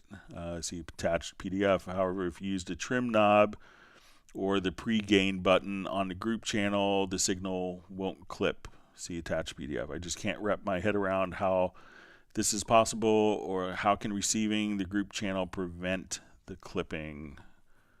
All right, so let me just see if I could create this quickly.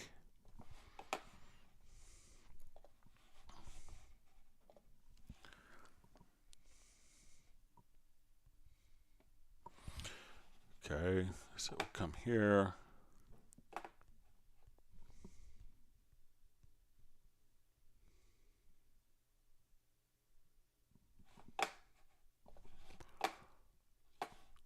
Oh, sorry, I'll just do it on an empty template.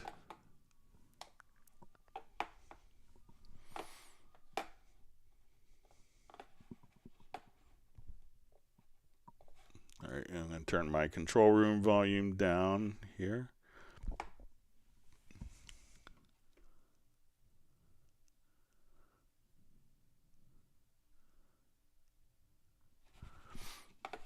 Okay, so let me just take that down. Let's put a insert at 0 dB. So we'll go to our test tone generator.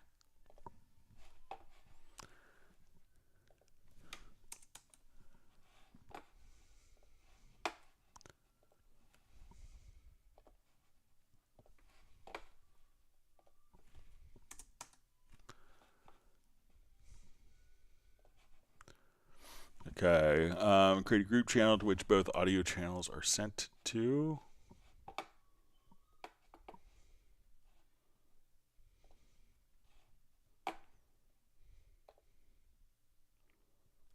I know that there's kind of a PDF, all right.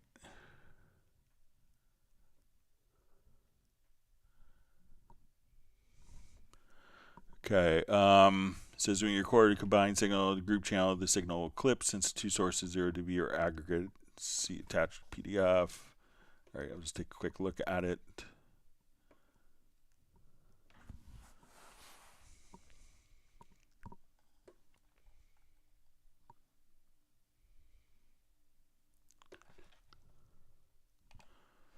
Okay.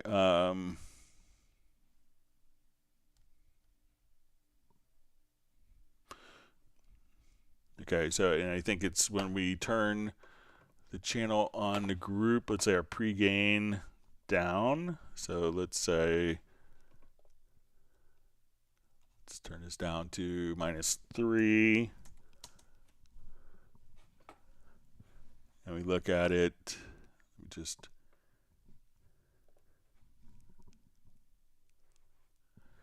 all right, so this could be dealing with pan law as well. So let's come over here and go to our project settings. So the pan law may be affecting this.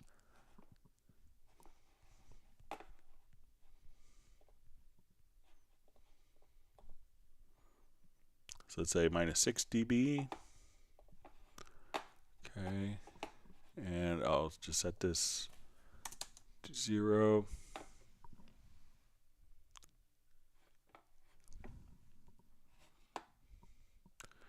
Yeah, because basically what we're doing is automatically just, let me just,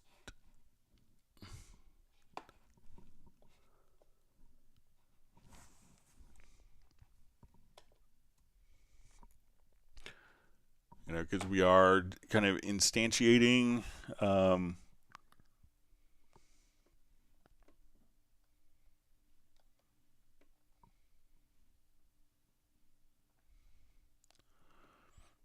okay, so it says, all right. It says I just can't wrap my head around this. How is this possible? How can the receiving group channel prevent the clipping? You know, because it's before the channel hits is when we're seeing, you know, so let's say if we come here, this pre is coming in directly, you know, before it goes into the group channel. So, you know, that's why we could set up gain staging. I'll kind of read up a little more on this particular thread. I see there's kind of a whole thread. I'll watch the video. But I think it's, you know, it could be dealing with pan law, but I think it makes total sense that, you know, if you have this, you know, increased, you know, that, you know, by 48 dB, that you'll see the increase there. If you decrease it, you'll see that the change automatically correlate right there. So let's say if we go to 0 dB again, and we're going to be summing the two channels, that, let me just,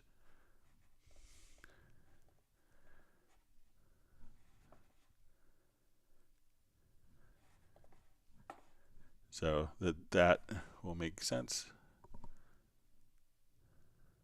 But I'll read through the thread in a little more detail. All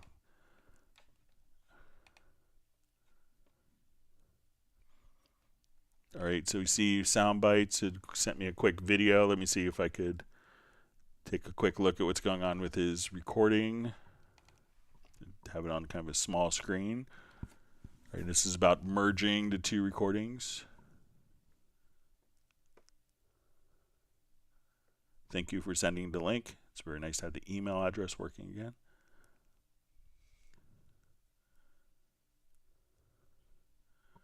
Okay, so we see loading up an instrument.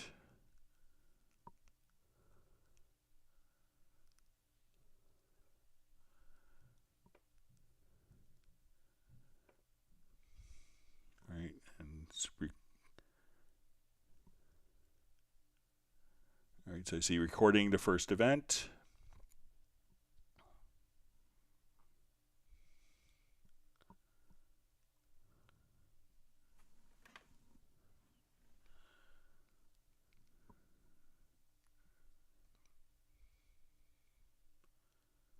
Okay, and I see the second event on top is about to be recorded and merged in.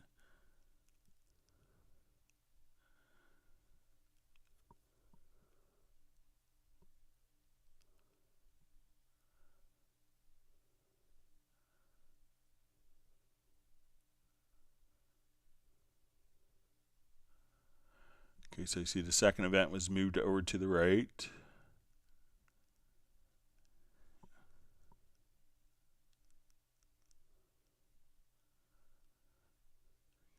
All right.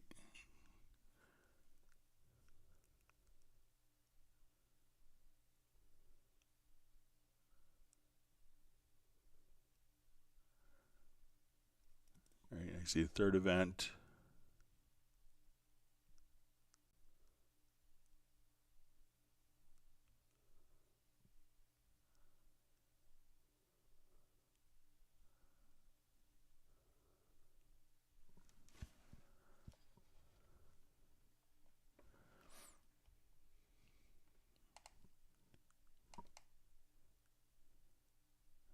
All right. Right. All right, so you see the record mode changing here. So see.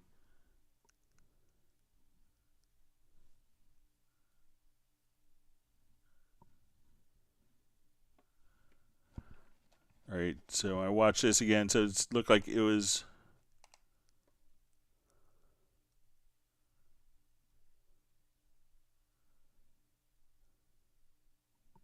All right, so I'm just watching.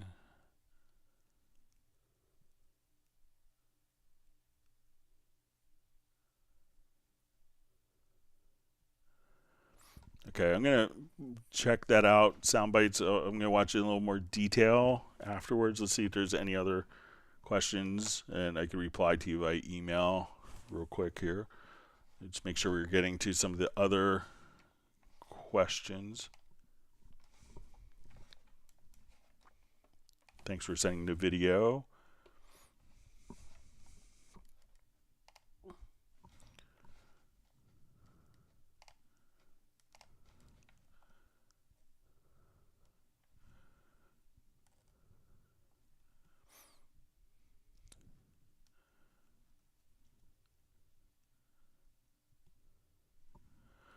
All right, so Dean Herbert asks, can you please just show me how to edit MIDI inside the work window, please? I need a refresher. So if you have, MIDI events like you want to see in the in-place editor, so if that's what you're talking about, so we'll come to this particular project. By default, Cubase will have the lower zone set. So if you double click, you could open up the lower zone and see like the MIDI data, and this will be synced as long as this is turned on, which it is by default, so that we could do the editing directly underneath. If you wanted to see the MIDI editor within the project window, you could hit Control or Command plus Shift I. And then you could do it's called the in-place editor. And now we could just do all of your editing in place on the project window. And to close that, hit Control Shift I again. So Control or Command Shift plus I to open and close. And then you could have the MIDI editor directly on the project window.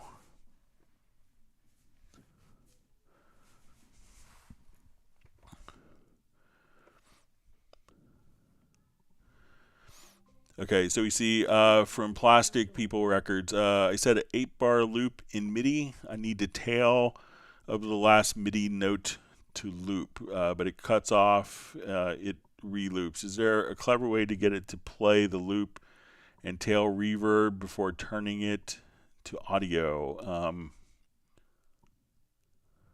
Okay, so let's say,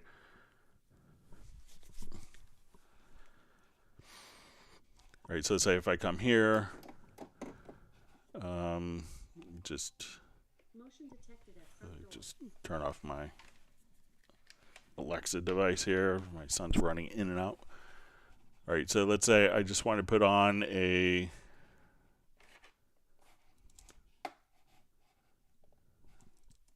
let me turn my control room volume up again.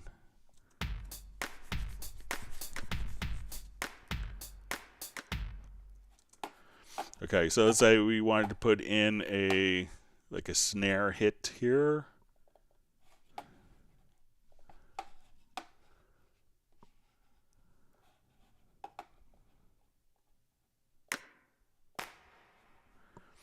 Okay, so I want to put in a big snare hit here on.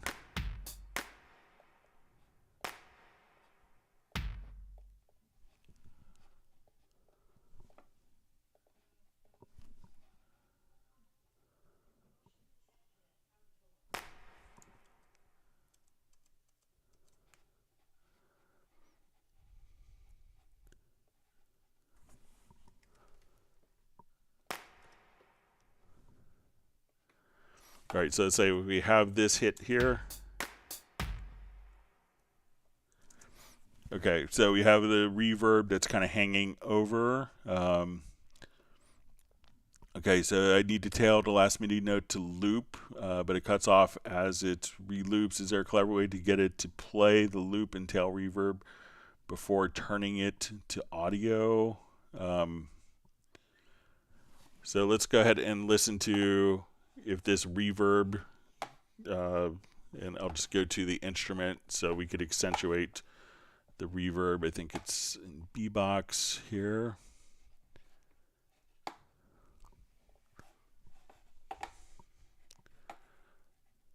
So let's get to our aux sends and let's get to our reverb, and we'll add more reverb time here.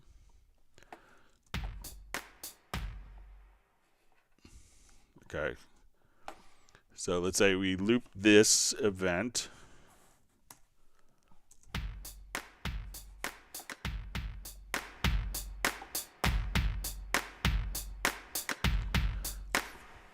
Okay, so it's an 8-bar loop in MIDI, but I need to tail the last MIDI note to loop, but it cuts off as it loops. Is there a clever way to get it to play the loop and tail reverb before turning it into audio? You know, so it's, if it's, so like right now we have like this last note here, so let's come back to, like the mixer and say, okay, I want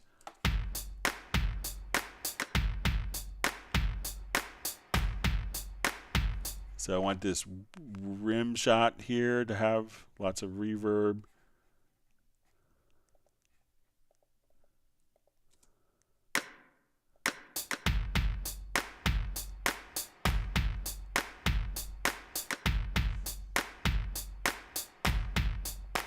Okay, so I want that clap to have a lot of reverb.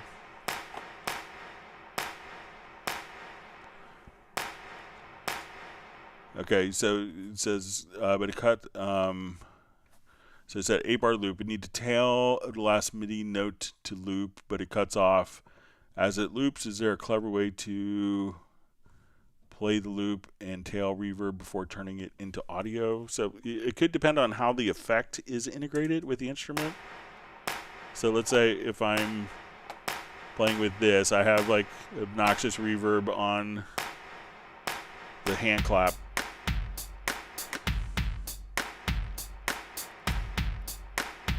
You could hear the reverb still going after it does the loop.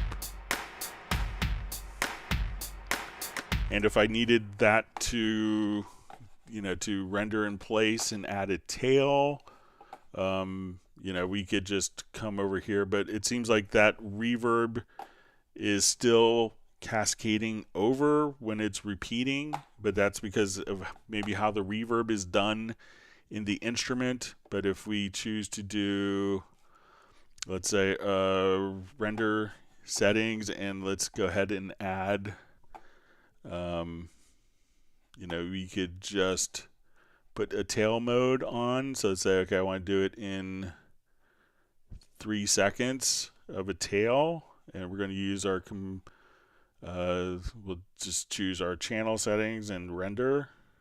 That now we'll see that the reverb tail of this will automatically, as we listen to it,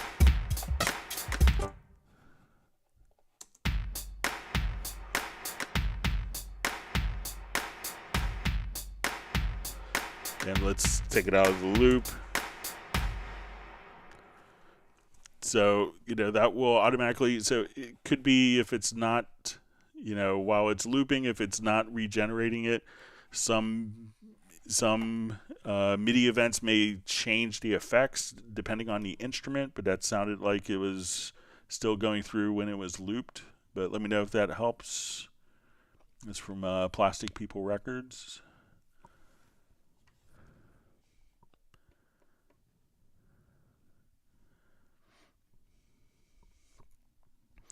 All right, you see John Koskins learned some great tricks today, so it's great to know.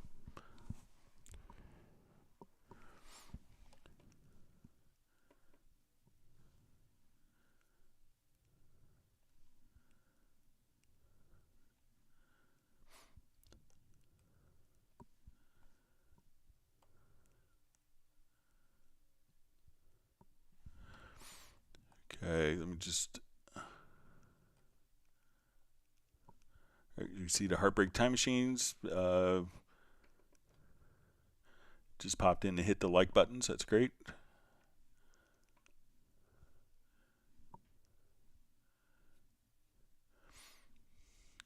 All right. So we see Michael Pierce is finished with his edits. So glad he can make it back.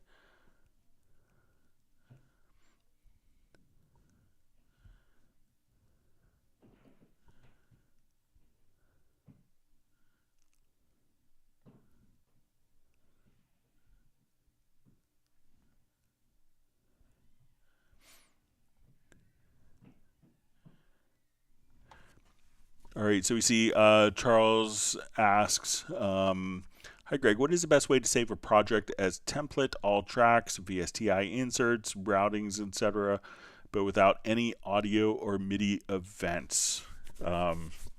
So, a really easy way of doing this is to just take your template. So let's say we have a template that we wanted to use. So I'm going to go to New Project, show you an easy way of doing this.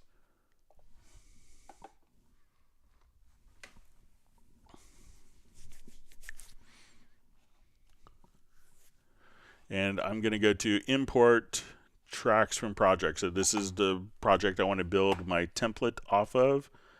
So I will come over and I want to build my template from this. My friend Carlos Chafin. All right, so let's come over here and I'm going to say we're going to import tracks from project.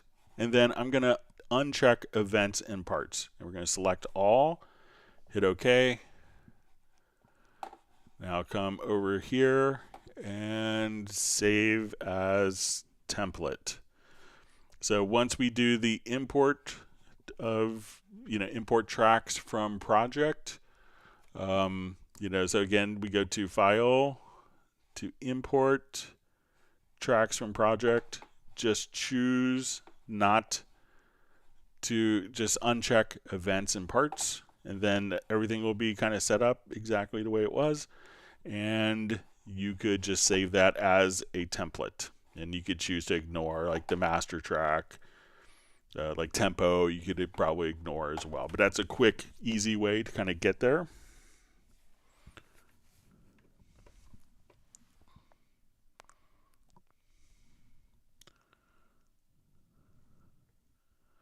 All right, we're glad that Tiago could join us from Brazil. Hope you're doing well.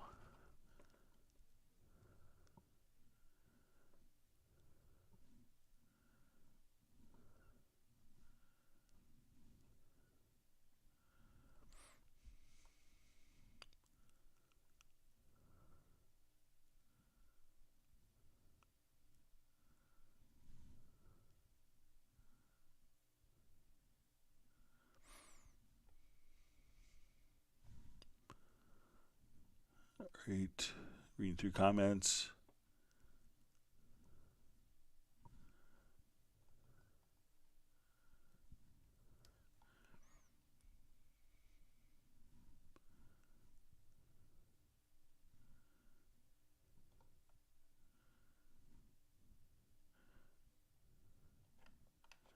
All right, so we see Charles just says, thanks, Greg, you're your best on the template question. So we'll see if there's any other questions that sneak in. If not, we'll wrap up a couple minutes early. Thank you for all of the wonderful questions. Just a quick note, we'll be on Tuesday and Friday for this week. Next week will be Tuesday and Thursday. We'll be on Thursday the 15th, just a quick reminder with that. And we'll make sure to kind of get it, and I'll try to remind every live stream coming up. It's just the last day of school for my son, and he's involved in like a little variety show, so I'm going to take the day off from work and be able to do that.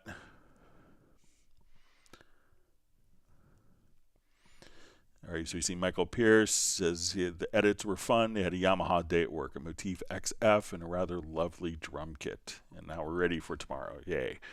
That's great. Yeah, it's kind of interesting. Yamaha's probably the only company, like usually at the NAMM show in the U.S., they put on a big concert, and like every instrument going into every mixer, going into every keyboard, the bass, guitars, drums, violins are all going into a Yamaha mixer, into Nexo speakers being recorded in Steinberg software, and Yamaha can actually kind of do the whole every aspect of the signal chain. So